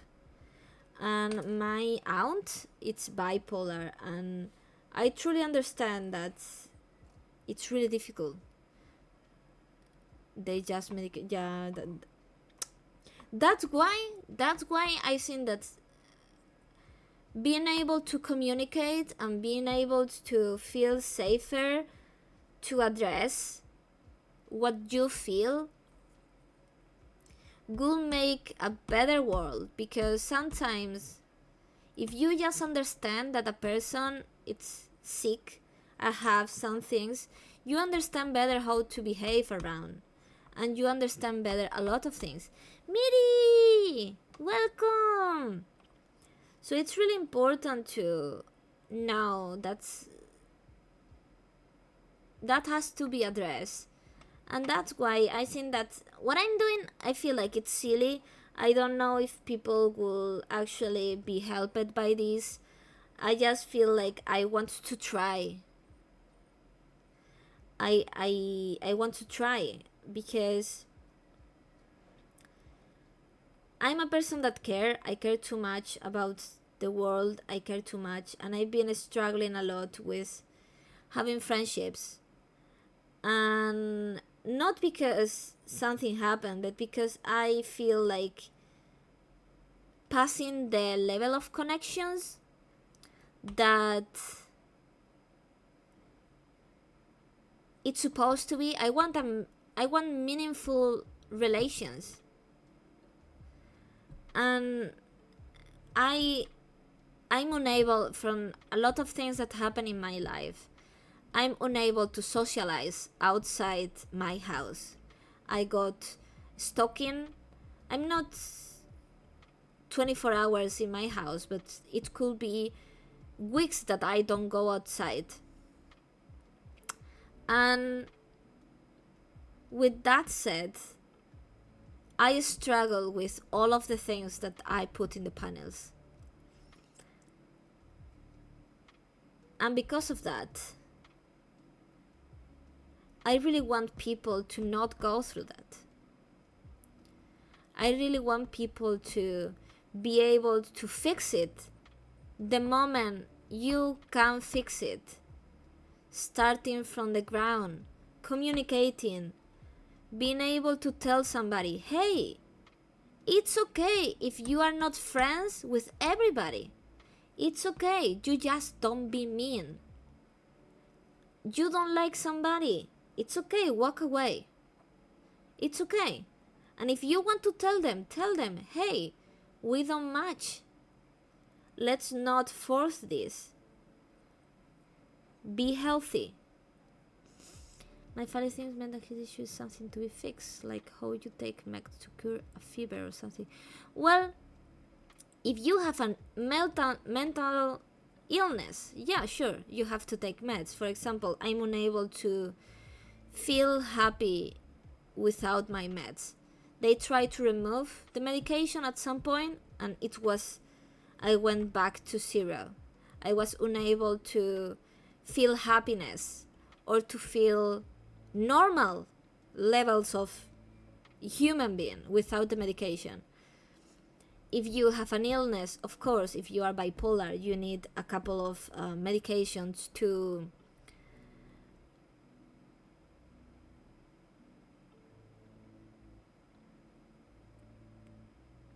what is the word, like I forgot the lithium. You got lithium. It's depend of the kind of bipolar that you have, and for that it's really important to take the meds. But that's not all, because it's always will be told in therapy that if the things that make you sick, the thing that trigger your mental health,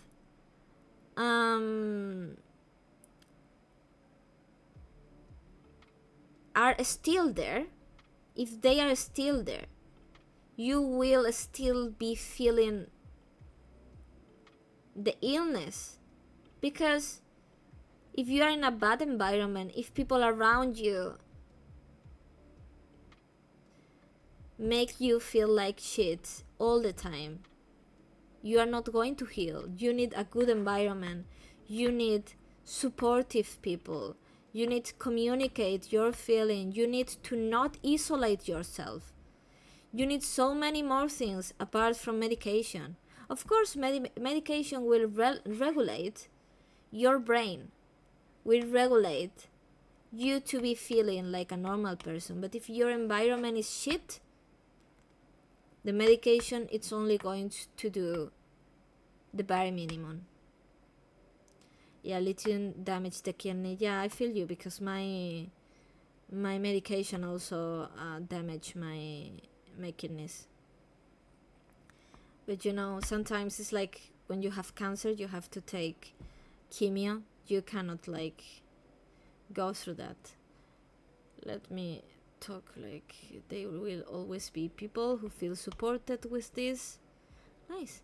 That's kind of an empath. Yeah, it's my debuff. I have that. Yeah, just don't be a dick in general. People need to be nice. If you don't like somebody, you can be nice about it. Hey, I don't like you. Don't force things. Let's move on. There is 9 billion of people in the world. I don't know the exact number, but we are so many. Why are you fixated with hating people and to put yourself in that situation when you can move on to the next one? There are so many nice people in this world. Don't get stuck with a bad one. That I know that is difficult, man. It's difficult. And I know that because I've been there. You get attached to people that it's a dick, but you still care about them. And it's so difficult to get detached. That's why I think all of these tips could help you to see this situation before and not get attached to mean people. I don't think I can change mean people. I don't think I can change bullies. I cannot change abusers. I'm not delusional about that. But if I can help or support nice people, sweet people, kind people that it's struggling because they are not meeting the basics that everyone deserves, then I won. This is to help the good people. And the person that says the informant made the attempt to advise how to comfort them, let me tell you, I don't know if it's true or not, but let's address the topic. In the past few, maybe year, in my life, I faced a lot of loss and grief, and people that were in a mental state that was not good, included me. And I've been there helping people. It's really tiring to help people. And to be honest, there is not any advice except caring and taking care and communicating and feeling what you feel. I lost somebody not so long ago, like a month ago. It was really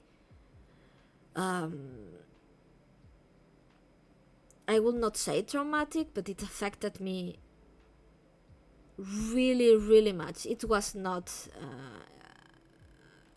anything about mental health. This person disappeared. They were going back home after finishing their master. It was the last day. They were going to get the next day the car, and they were going to go back home after a full year studying far from their home. And by night they never make it to the hotel that they were going to stay that last night. Next day, police, when looking for them, they found the car parked and their documentation like 2 kilometers away. I stayed a full week opening. I discovered, because it appeared in the news in my country, I saw their face, like missing person. And this person was somebody that I really appreciate. We weren't close at this moment, but at some point in life we were there. And I stayed 1 week looking every 2-3 hours to the news in Google to see if something appeared there. And it was really devastating.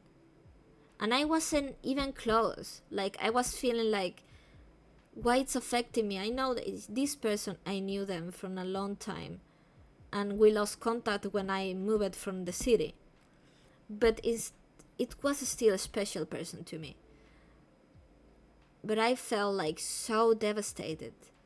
And then one day the news came in, and they found the body in another country in the coast. The waves have put them away, and it was so heartbreaking for me, because it was the first time that I lost somebody that it was younger than me. You are quote unquote ready to lose somebody older than you because you believe that's life, that at some point you are old enough to get a heart attack, or you are old enough to die from being old. But you don't believe, you are not ready to somebody that is 6 years younger than you to die. And it's really affected me. There is so many games that I have to stop playing because they address the disappearance topic. I like to watch some kind of programs that talked about these issues to advocate about awareness, and I had to stop because I couldn't. I started watching them and I started crying, and I couldn't bear with that, because also a couple of months before that, somebody was driven on by bullying to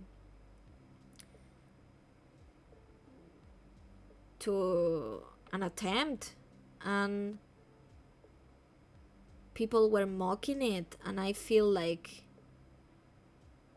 it was the worst thing that it could stick to my head, is that you think that somebody's life is laughable. So what you should do to the people that you have close to you and it's going through these things is to let them feel and support them. We should be kinder. We should be better. Why would you choose, in a cruel world that we are all trying to live in, we are all trying to be in peace, why you will choose to be cruel? Why would you choose to abandon others? Why? And maybe it's a silly way of thinking, and it's give me a lot of troubles, like I care too much, and I really try to do too many things. But at some point in my life I started thinking, I want to make the world a better place. My job is real. I'm trying to help people too.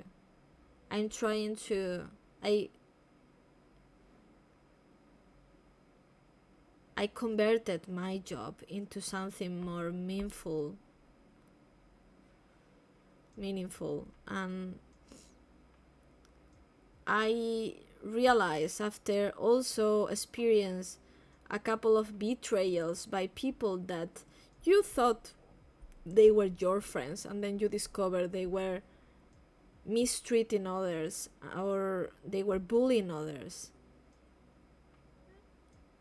It's break your heart that you were having them in your environment. You were enabling that behavior. And I'm not saying it's easy to be good. I really think that it's so much easy to be mean. But why would you be mean? Why would you enjoy others fall? Other being in their lowest? What is in your brain that make you feel better? Why would you mock on somebody's disgrace? And that's why I'm trying to put the balance. I know that I'm probably not changing anything, but if there is one people that feel much better after this project, I will do it.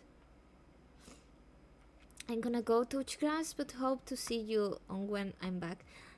Thank you all. So thankful for you being here. I hope that the situation you are in gets better. And let me tell you, communication, it's really important, because you also will see when people doesn't want to listen to you. That's why the role of communication is really important. Oh no, thank you so much. Thank you so much. I'm doing this mental health project. I post panels, these panels that you are seeing in my screen. I post them on Twitter mostly every day, and I'm doing a TED talk every Sunday. This is the first one. I'm starting the project, but I really want to advocate for a better online community, because nowadays it's a big part of socializing, and I think that it's really important to be listened and to address topics that are not there.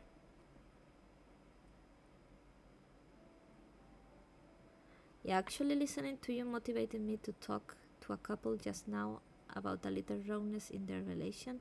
So I was chatting. Oh, I'm so happy. So brave. That's good. Like, if you are honest about your feeling, in the end, even if it's come out with a relationship that ends, it's okay, because then you put your feelings on the table. You make your point across, and if they didn't accept it, it's because it wasn't meant to be, and you will be much better, because you will have more time and more heart to talk to other people. I think people need to know a lot about this. I don't have any college education on this, but it's true that I'm a quote unquote, okay, a professional by experience. I've been going through mental health issues for the past 10 years. I've been in therapy. I have been reading a lot about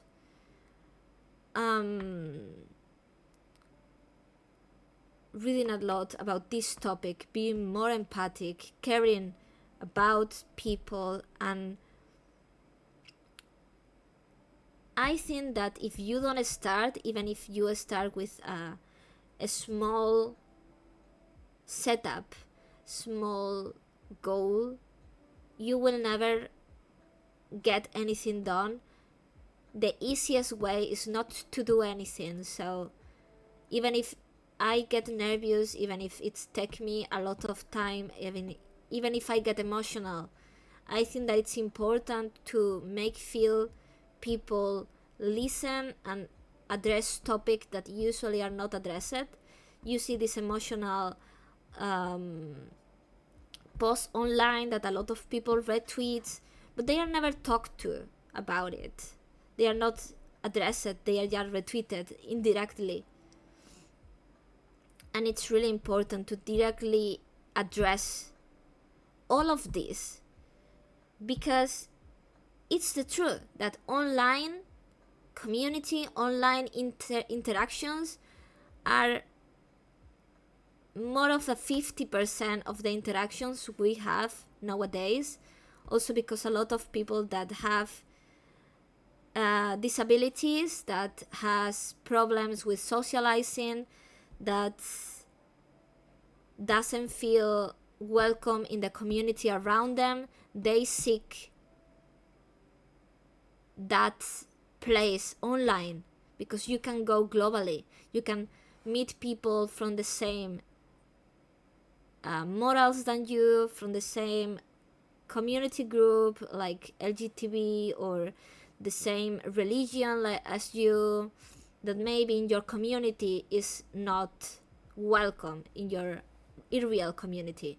So the online environment, it's really important, but at the same time so dangerous, so tricky for the mental health, and it needs to be addressed. And even if I'm not like the best knowledge of this, even my English is not the best, it's not my first language, I want to try to help even one person. I really love what you are trying to do. I think once it reaches a large scale, it could actually make a big difference. Also, I love your voice. Oh, thank you so much. My interaction is 90%. Jatu! My interaction is 90% online in my day. This is very important to me as I'm away from my circle in another country. That's what I mean. A lot of us, we spend a lot of time in the internet because different things. We cannot go outside. We have a lot of difficulties going into face-to-face relations, and I think that it's really important to acknowledge that. And because internet, like I was saying in the other panels, you don't see the other person. You see a model, you see an avatar, a profile picture. You can get into toxic friendship and toxic relationship that end up making your mental health going down. And we should avoid that. Like I said, I'm not aiming to convert the bad people and the mean people and the bullies. I don't meant to do that because that's another level.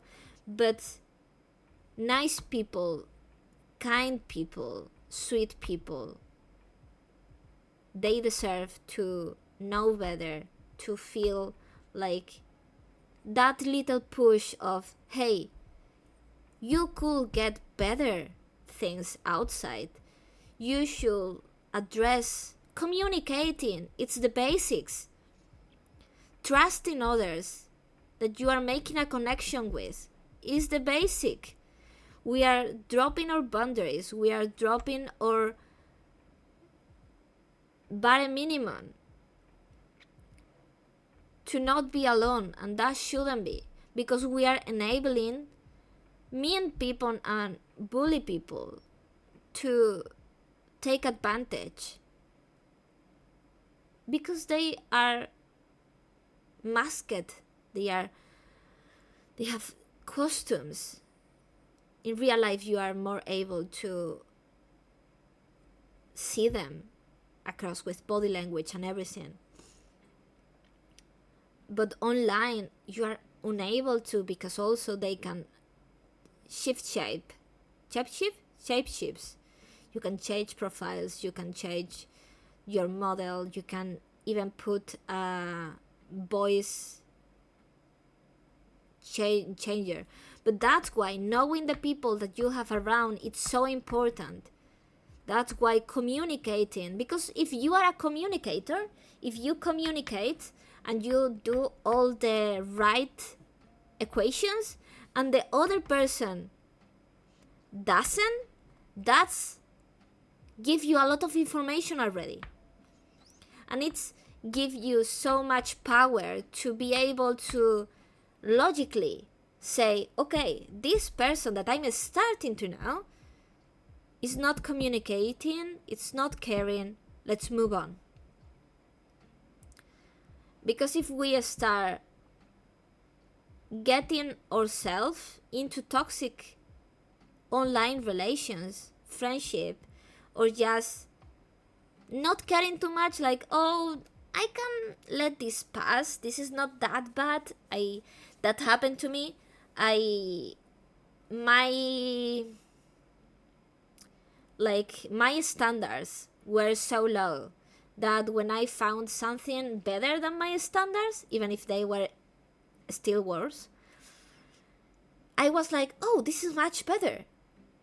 But you should put the line in the bare minimum and don't set the standards lower, because then you are enabling people that will destroy your mental health, and your life, it's precious. Nobody should make you feel worthless.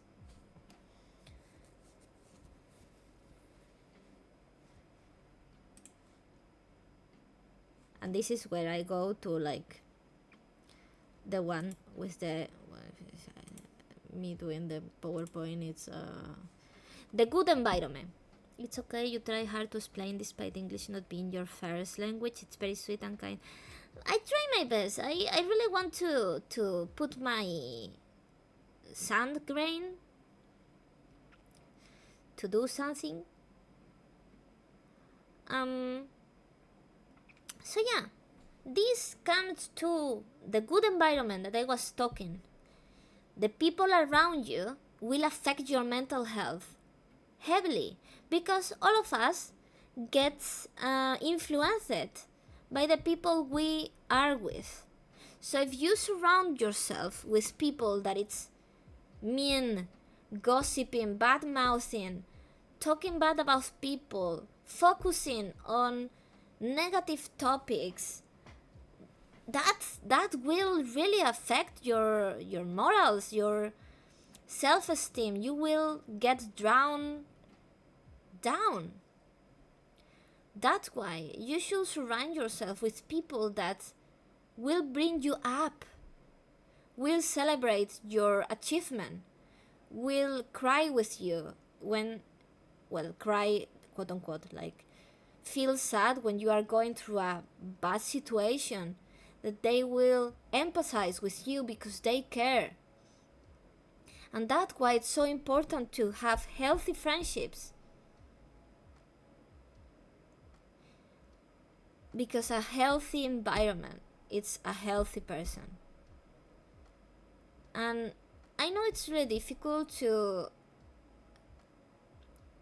differentiate, because it's not, like I said, this is not a totally totalitarian equation that you have the blueprint and you are going to go fine. I still make mistake. I still put my effort in friendships that only drag me down. It's really difficult, but acknowledging it make it easier to go through it, you know. And this is something that I was told for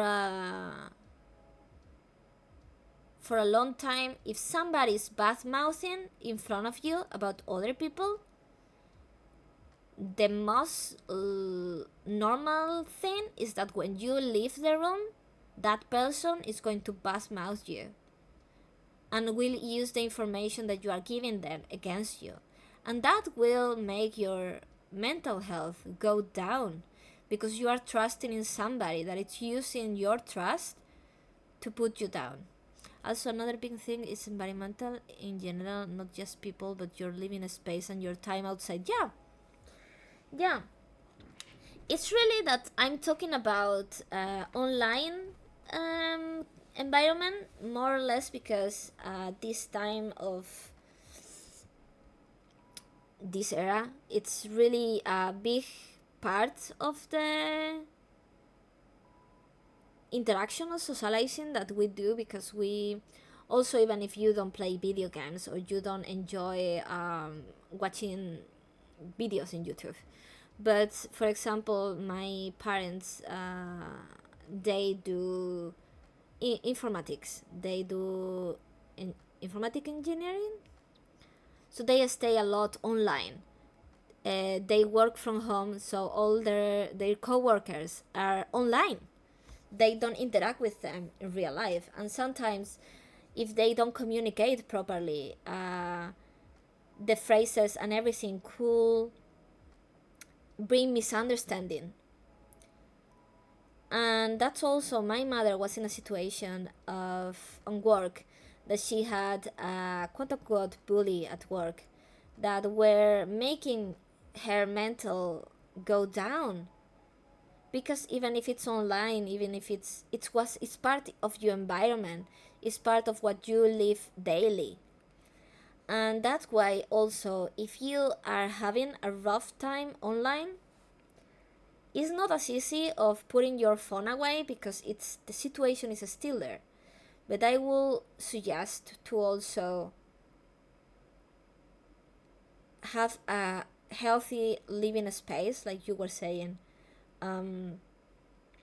Trusting also people that knows where you live, that they can help you if something happen. Trying to have things that put yourself outside of the room. It's true that I don't get out much, but when I get out, it's really brighten my day. Now I have a flatmate. I will say that's one of the best things that happened to my mental health. Because even if I don't like spending much time with people, when I go to the kitchen to get some, I don't know, beverage, and I see my flatmate on the living room watching a movie, I make funny faces and I say, "Hey, you!"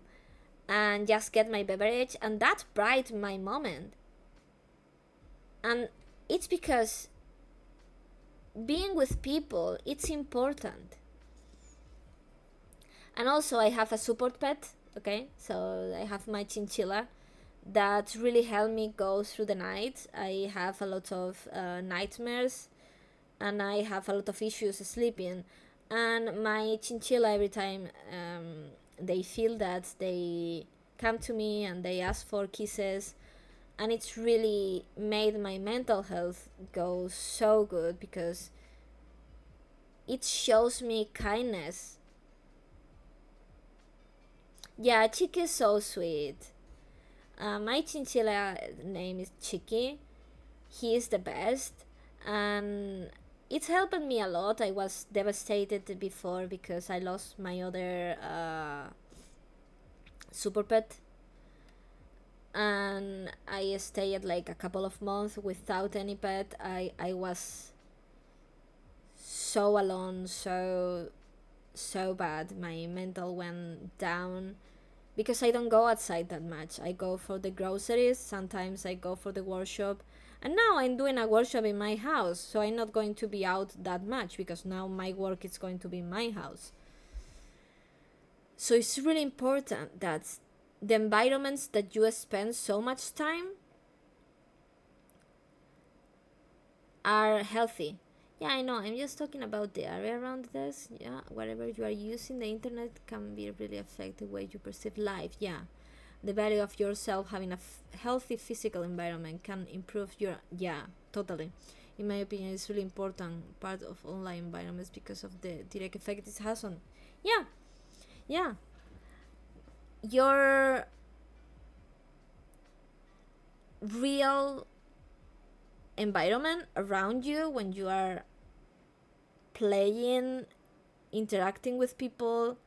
It's really important because it's affected, if it's affect yourself. So, but also I think that it's like a loop. if you have a bad environment in the places that you are supposed to feel good, safe, and enjoying, the environment outside is going to portray that, it's going to mirror that. So you should have a balance. You should have a good environment in your house, not people, like you say, like tidiness, more like things in order. Well, not, it doesn't have to be perfect, but like not having too much trash, not having too much chaos, the perfect balance, so you end up having a good environment to see, and then you will be also being more comfortable. And it's really important, like I said, surrounding yourself with people that has positive energy. And when I mean positive energy, I don't mean fake positivity or toxic positivity. People that get the brightest, make you shine, make you be your best. Not that when you are around them, you are your worst. If when you are around these people, the only behavior that comes from you it's being your worst, or the lowest, or feeling bad, then you should change your environment. You should be with people that bring you smiles, genuine ones, that make your morals in the right place.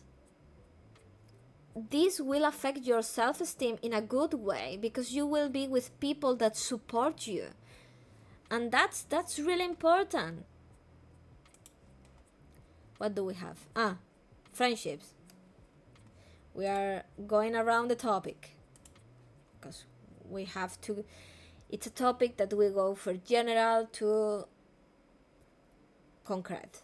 So you cannot be alone. There is a psychological term that it's, well, not a psychological term, but there is like a thing that it's that you only seek. Arson, sweetie, how are you doing? No, you are amazing. You are amazing, Arson. I hope that you are having a wonderful Sunday. No, you. I hope that you're having a wonderful Sunday. You're at work. Oh, you can do it. Yay. Remember to hydrate and to take breaks. And do it. You can do it. Let's go. I wanted to give you... you are so sweet. Thank you so much. I really appreciate you dropping here, even so you're at work. Thank you. So I'm being sneaky. Hydrate, okay? The heat wave is being really mean these days. You didn't have to, Arson. It's really brightened my day just seeing you here. Thank you so much.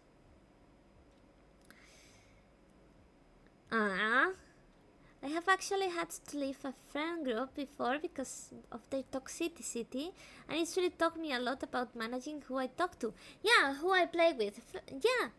Yeah, that's the issue. The people that it's around you, it's going to affect you, and it's going to affect the way that you see things. If you are around people that only point out bad things about others, or they are really toxic, or they have anger issues, and they only treat you bad, or they treat other bad, you are going to have a conflict inside you, because you are going to start behaving like them, because you mirror your environment. You try to fix. It's something that humans does. And if it's not accord to your morals, you are going to be having a mental decline. And it's important that if you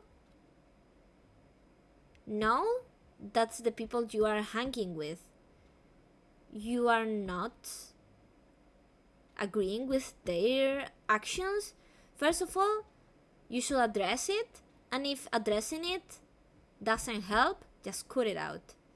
Because you will be better alone than in bad company. And with this, I mean that you shouldn't be alone. But if you are not with that company, you have a space in your life for better people.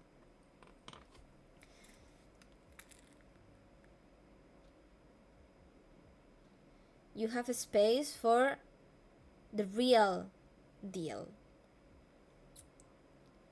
And that's really important, because if you get stuck in relations that are not that good,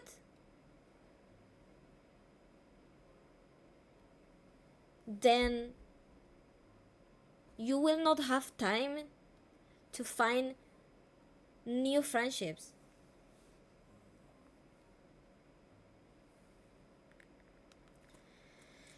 I think it's okay to say goodbye to the yeah, sometimes it's difficult, Arson. That's why we were talking, because sometimes you find the toxic people once you already care for them, because the communication wasn't the best. So you start to know them when you are really develop an attachment to that people. That's why it's really important to start a relationship of friendship or partnership from the trust and communication from the beginning, getting to know them from the beginning, addressing your boundaries, addressing what is right and what is not right, and getting to know the other person. Because if it doesn't alienate with you, why would you want that friendship to begin with? When you are inside the friendship already, that's a real tough to get out. Anger issues is something I really am just torn about, because of the fact that they are so hard to control from personal experience in the past, and it's make me want to help. I just don't know what I can do for people. The issues with anger issues is because they have a lot of feelings content. So apart from therapy, it should be like addressing things they are having. This is not medical, this is like average, like the anger, it's masking other feelings that they are unable to feel. So when they are sad or when they are frustrated, they do anger because they were not able to, like, probably express their feeling. So it's really something that has to be worked up by therapy and by the people around, saying, hey, this is not good. People are like seasons. They come into your life at the most random times, and sometimes it feels like they last forever, and one time it feels like they were super short. I've lost almost everyone I ever know for one reason or the other, and now I think I have a handful of people left. I miss them, but it's okay. Some of them were really talented, and even though I still miss them, my life is better without them. After all, this might be a multiplayer game of life that we all in, but in the end of the day, you're still the one doing solo. Yeah, but this come for the thing that I was saying before, that you are meant to make meaningful relationships. Doesn't mean that have to last forever, but they are meant to be solid relations. And in society nowadays, it's so difficult because communication and setting boundaries, even if this sounds so bare minimum, they are not fulfilled. So there's so much miscommunication and fear to say no and fear to communicate their feelings or your own feelings.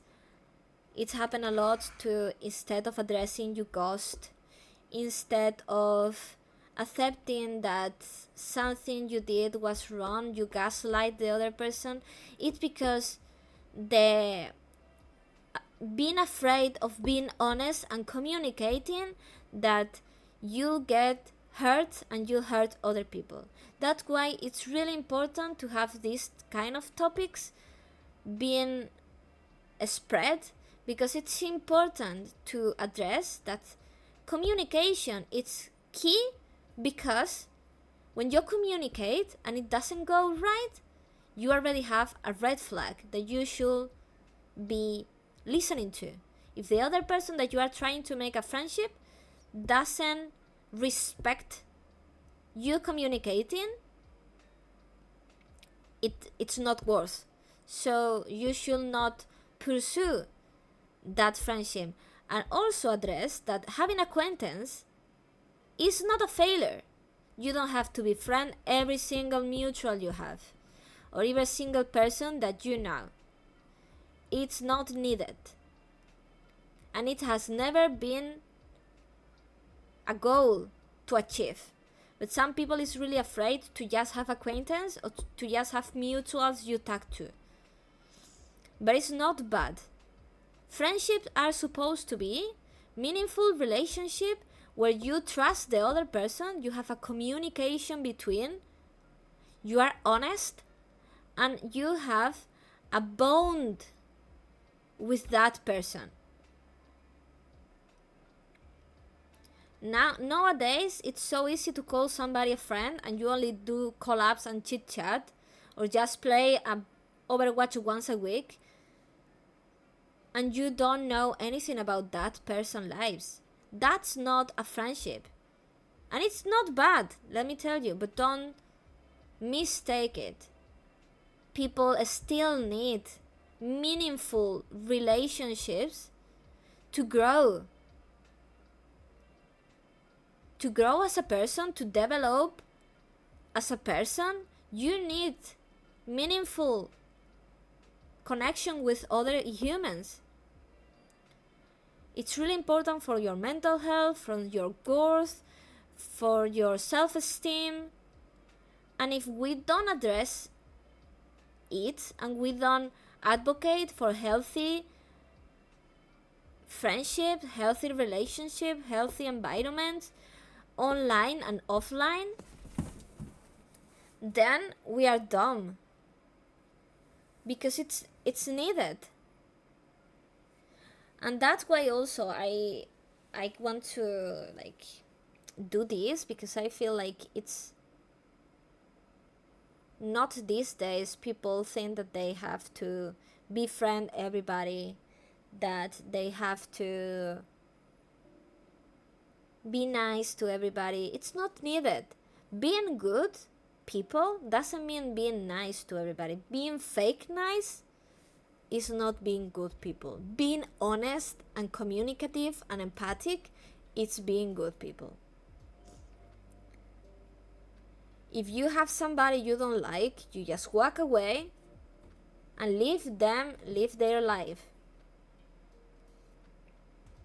And you live yours. And you're going to feel so much better. Kachiki, my baby. What you doing? Do you want to talk to chat? Do you want to say something? No? Man lindo. So for example, for friendships, I think that some people forget that online friendship is like the ones that you have on real life. I think that it's a bare minimum. You should support your friends because you want to be supported. You should communicate your feelings and listen to them. Also, it's important to set boundaries and to have them clear. No miscommunication, no misunderstanding, clear boundaries. And in a friendship, it's a relationship of trust. No is a valid answer. Do you want to play with me this Sunday? No, I don't feel like it. It's a valid answer. And the other person should not be mad at it. Will be, okay, tell me, should I ask you for next week, or do you want to be the one telling me to play next? And according to the response, you go through that. If the other person is rejecting you, then you move on. You move on. Never be petty, never be mean. Just be communicating and set your boundaries and try to be a little bit empathic. Some people in the internet has socializing difficulties, disabilities. They don't feel great every day. It's really a community that really give people that usually don't have that connection to others. You can connect to somebody globally level, and it's important to acknowledge that not everybody has the same skills, the same time, the same strength. And being a little bit empathic will also lead to being more kind. One thing that's really made me learn more about my mental health is how my grandpa died when I was young, and it's really has made me sad and given me many sleepless nights, but it did a lot of good for me as well. I've been doing way better since I started looking into it more. Yeah, that's also something really important. It's to read about mental health. If you read about feelings, if you educate yourself, you will be better and you will be more proficient in understanding the feelings. Because sometimes you don't meet eye to eye with somebody, but if you make a quick research about that kind of topics or that kind of feelings that that person is having or you are having, understanding how you feel by research, then you will have more knowledge. And we are logical creatures and we also are feelers. So if you read others writing about these things, you will be able to understand better other opinions, other situations. That's important. Most of the things that I have learned through the years, apart from therapy, it's reading about it. Reading about how I feel, looking for situation I was on that was not being good for my mental health, so I look it up in the internet and try to look to psychological studies, to other people that were addressing that maybe was a disorder that the other person have. This said, your mental health and your disorders and you being mean will never be, well, you being mean now, but your disorder and your mental health and how you feel, it's valid, but your action and your behavior is not. I mean, you feeling sad, you feeling angry, you having a disorder, and you being unable to understand some things completely doesn't validate you hurting others. If you are being mean because you are having some kind of problems, if you are being a bully because you have some kind of trauma or some kind of environment that leads you to you feeling badly, you feeling in a bad place is valid. Your behavior hurting others is not valid. You can be angry, you can have anger on you. You hurting others with that feeling? No, not valid. The way you manage your feelings, it's important. And it's okay to communicate how you feel. But never, absolutely never, even your mental health, even if you are depressed, even if you are in your lowest, you should never enable yourself to destroy another person. It shouldn't be something that you should do. So it's okay if you are in a bad situation, you are having a bad moment, your friends, as your friends, can kind of understand where you are coming from. But you should never hurt others. Your behavior should never hurt others intentionally. And if you are addressed that you are having those issues and you are hurting others and you don't change it because you are like, yeah, but it's because I'm having this, you are making it as an excuse. It's never an excuse. Maybe other people can be more empathic knowing your situation, but it should never be an excuse for you to be mean, for you to be a bully, or for you to be abusive. I used to have all my feelings bottled up in a jar where it's filled up more and more every day, until it bursts from the pressure. But dealing with your emotion is going to be more productive and make you more happy. Yeah, you should deal with the feelings. The emotions are meant to be felt. If you repress them, you are going to explode.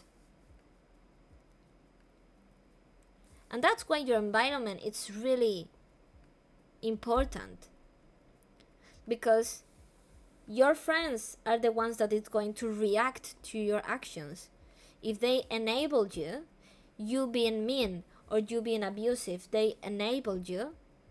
First of all, they are going to be affected, that you shouldn't be affected, and also you are going to feel like it's right to do that.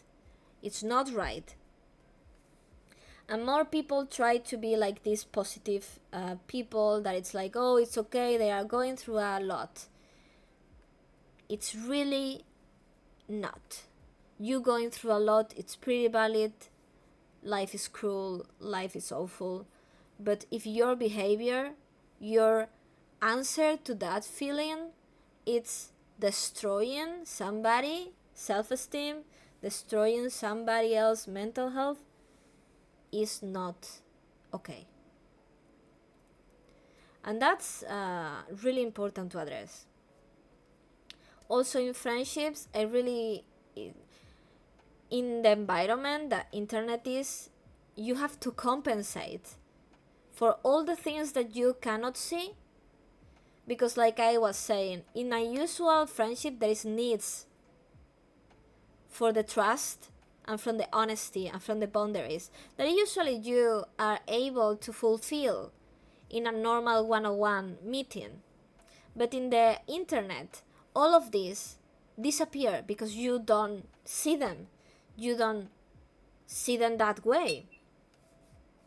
So you have to compensate with better communication, better boundaries, supporting them, clearing a misunderstanding. If you feel like that something is not right or you understood something wrong, you should address it. And it's really important also showing up for your friends.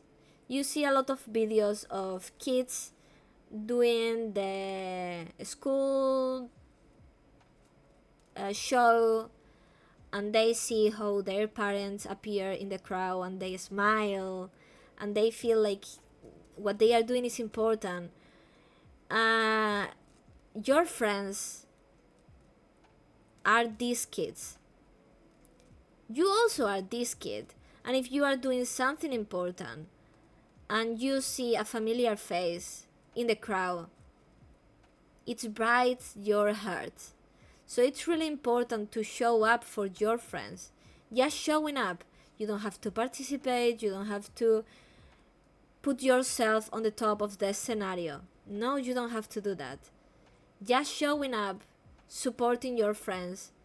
If they are having an event, they are having an important thing in their life, and you just show up from them. Like, showing up, it could be a small message saying, hey, I know today is an important day to you. Because these small actions will make that kid in the scenario smile. Everybody is trying to put an example in the B2B community, in the content creation, in the online. It means more when a friend support you and show up for you than a chit chat, because you are showing up in the crowd of strangers. And at some point, it's going to be people that you see the names and you understand and you get to know them. But it's true that when you are having, we are talking about friendships in this case, and when you see a friend, a person you trust, a person that you care about, showing up for you in a crowd, it's really make the friendship stronger, make yourself more confident, make yourself happier because you feel supported. Because sometimes words mean nothing if your actions are not there. And I mean this because in real life it's really easier to fulfill all of these needs in friendships, because you go to the cinema together, they tell you that they are doing a violin concert on Sunday and you are invited, so you go. They invite you to their birthday, so you show up. Online, this is more volatile, so you have to compensate that you cannot be there in their birthday, that you cannot be doing other things that could be so much easier to do in real life, to show up from the small things that they do, because you also want to be supported. You want your friends to show up, and that's why I think that it's really something that it's being lost. For me, I can still have that jar, but I need to manage it. I can deposit my emotional in a more appropriate time. Yeah, that's also important when you are like, sometimes you know that you are feeling anger, that you are feeling sad, and you feel like this is not the right moment to feel it. So you are in a social situation and you feel like, hey, okay, right now it's not the moment. Let me eat myself these feelings, or maybe to say I cannot be more in this social event or whatever, and feel it in another moment that you can appropriate, feel it properly. And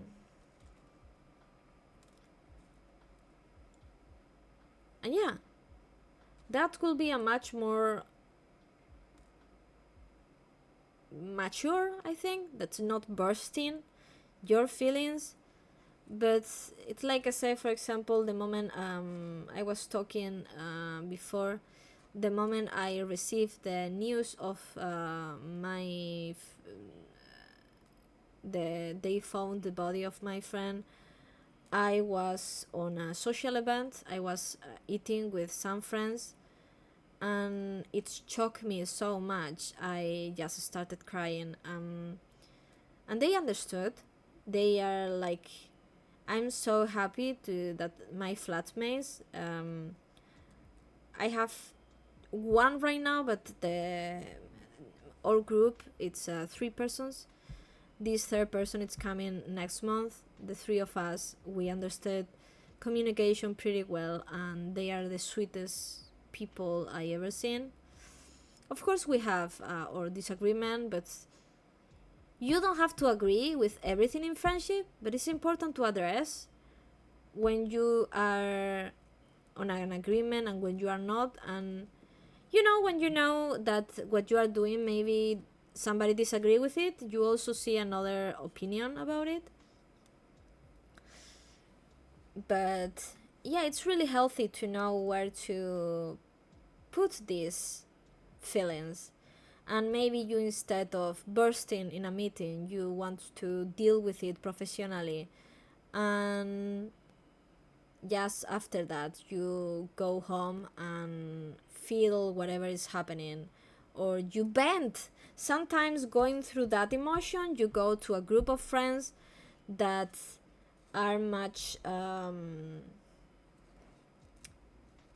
better for the appropriated for the feelings that you are having.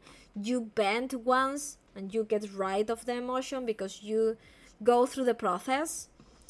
I mean venting, not bad mouthing and not slandering people. That's it. There's difference. I think that in the future I will address these things in more panels, because I think well, yeah, this is the last thing, the last one that I think it's important to know that in your circle, I don't mean friends, it could be friends also, but you know, friends of friends, acquaintance, people that see you online, some of these people hate you because you cannot be making everybody happy. And some of these people are waiting to see you make a mistake so they can tell everybody how they see you. That they are going to portray that as the truth of yourself. These individuals are not your friends. And because why this is important? Because sometimes we let these people into our friends circle and we share information that will be used against us. We use like our darkest thoughts when we are down. All of this we told this person because we trust this person, and this person is not our friend. They are just there faking it, because it's normal to hate people, guys. It's normal to not like people. It's normal to have aversion to somebody. It's chemicals. It's normal, and it's the mature things to do is, if you hate somebody, first of all, you address it, because you can be pretty mature and say, hey, I don't know why, but we don't mix well. I respect you, respect boundaries, always respect the other person even if you hate them. Don't be petty, just move away. You don't have to be friends of everybody, and you don't have to be friend or all your friends. No needed. And because some people is really fixated with being friendly with everybody, they end up getting some people into their close circle that they are not there to be your friend, they are there to drag you down. Don't let that happen. Guys, take care of yourself. Be careful with the people you are with. Surround yourself with people that will bring the better part of you outside, that will make you shine, not that will drag you down. You should have people there that will be on the crowd when you are achieving something. They are going to be there clapping for you, cheering for you, and will not be there being petty or bad-mouthing you when you achieve something. And they will be there letting a shoulder for you when you are in a bad moment. Surround yourself with that people. Aki! Hello, Aki! How you doing? How you doing, Aki? Hope that you are having a wonderful Sunday. Okay, thank you so much. It was so nice to having you here. Yeah, don't worry. Don't worry. Yeah, we are like getting to the end, but now that we are getting to the end, I will do like a quick resume.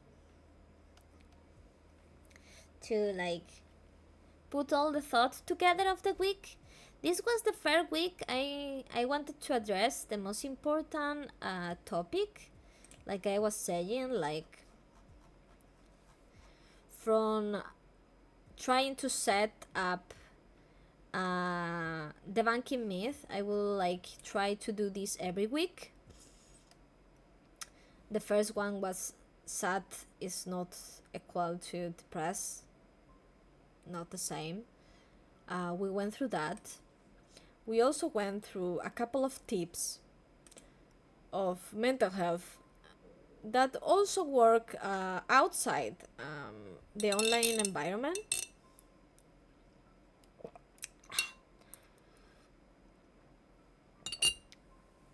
And in the end, you will see some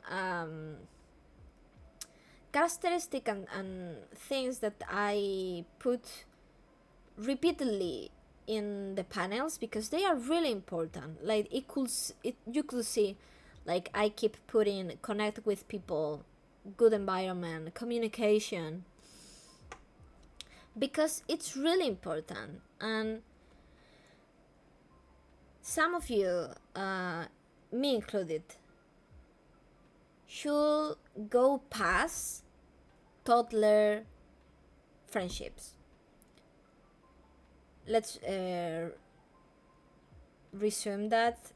Toddler friendships are these friendships that you just play with them and you just chit chat with them, like when you were in the daycare. Let's play the ball. What did your mother give you to lunch? That's a toddler friendship. That's it's good to learn to start socializing, but it's not a connection. You are not talking with these people about life, emotional and psychological things. Shallow friendships, more of them, they are basic, like it's like the more basic thing in the world, but you are supposed to develop different kind of friendship through childhood and adolescence, and then when you get to 20s to 30s you should develop adulthood friendships where you can connect with people in a more deep level. And I think that it's not going well because, like we were talking before, the online environment, it's making it more difficult to fulfill the needs of a friendship, because like we were saying, wait, let's go down to friendships.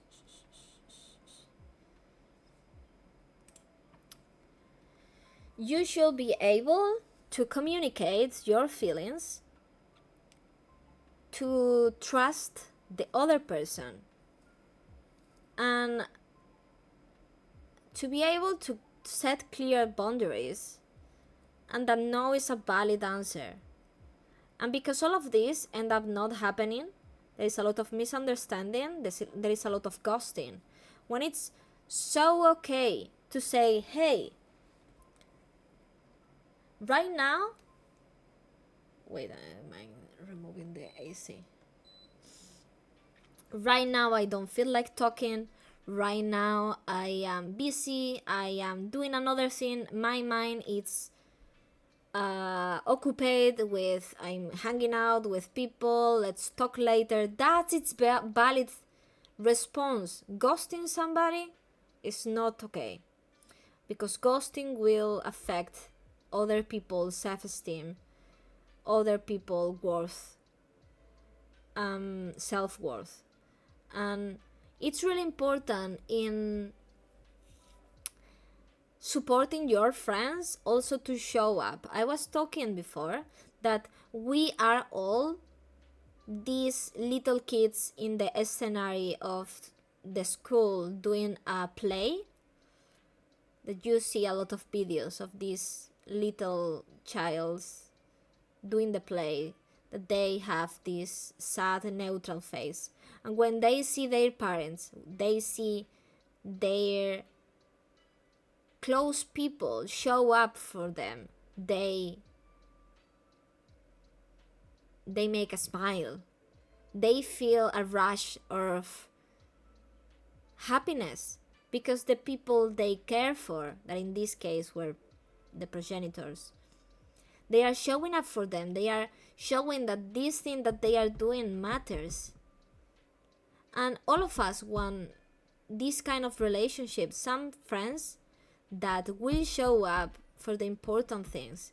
Because in real life, all of this, it's really fulfilled, really easy, because you go to the cinema together, you do plans to go to eat, to lunch, to dinner, to go to the park, to go to the aquarium, etc., etc. But online, all of this has to be compensated because you cannot do that. You cannot show up to the concert that your friend is making Friday night of piano. You cannot. You should compensate that with better communication and with showing up from other events that you can make.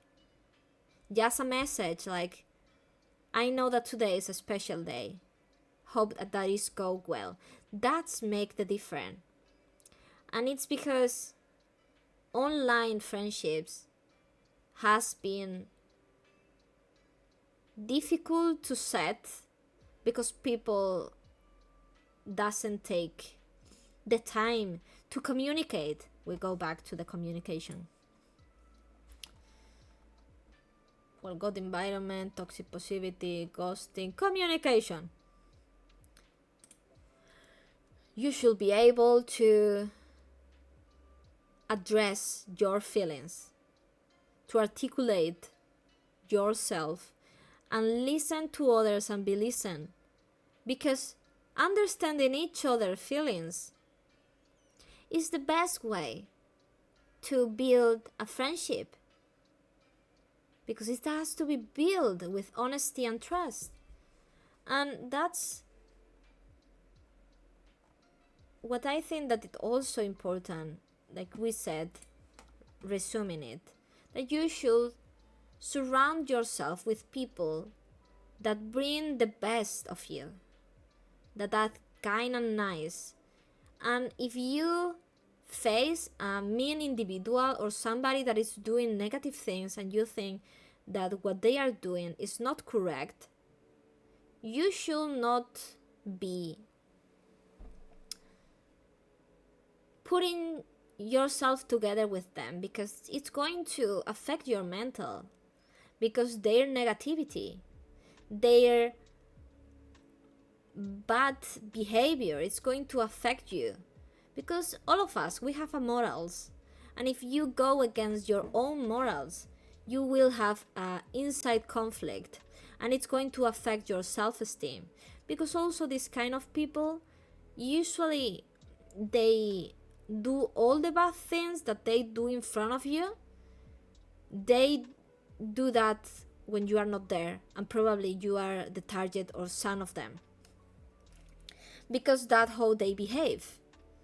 And because of this, it's going to end up affecting your self-esteem, your mood. You are going to be confused, frustrated. That's why you should surround yourself with people that it's going to be there to support you, in the fullest. That doesn't mean that your friends has to agree with everything you do. That's not boundaries. You respect others, others respect you. And like I said before, your feelings are valid, your behavior is not. If you are feeling sad, if you are feeling overstimulated, if you are feeling, I don't know, anger, sadness, whatever, it's super valid. You should communicate it, you should talk about it. But if the behavior that comes from that hurt others, self-esteem, others' self-worth, make others overthink and be confused and frustrated and drain their mental health, that's not valid. And that's, guys, the lesson for today. I think that we talked really much. 3 hours. Oof, is the more I have talked in my life. Aki!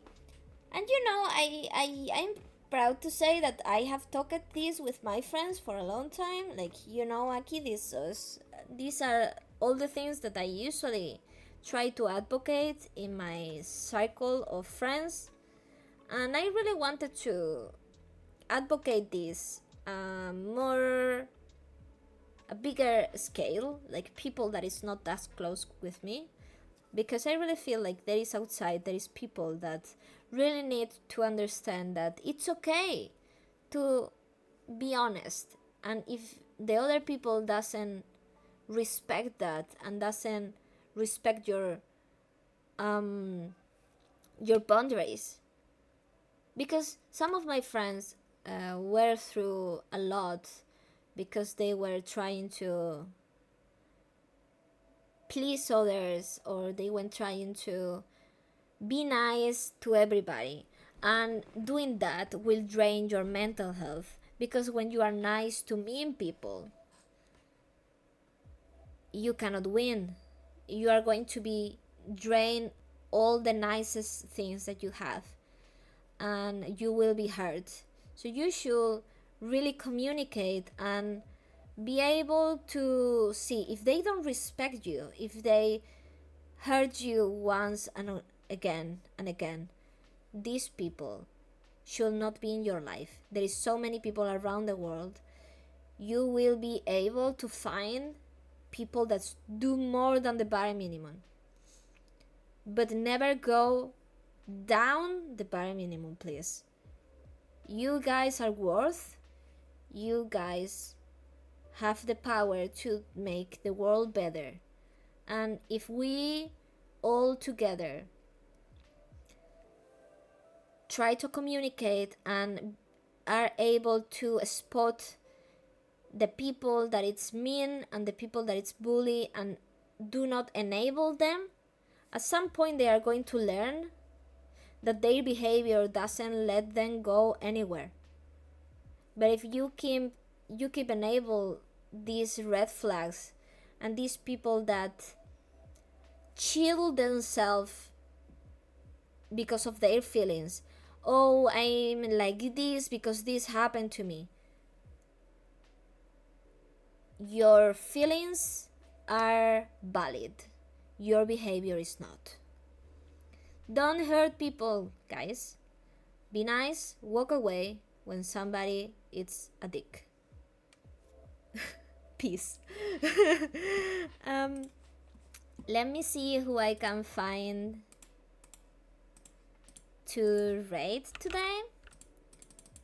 I'm really happy with how it's worked up in the end.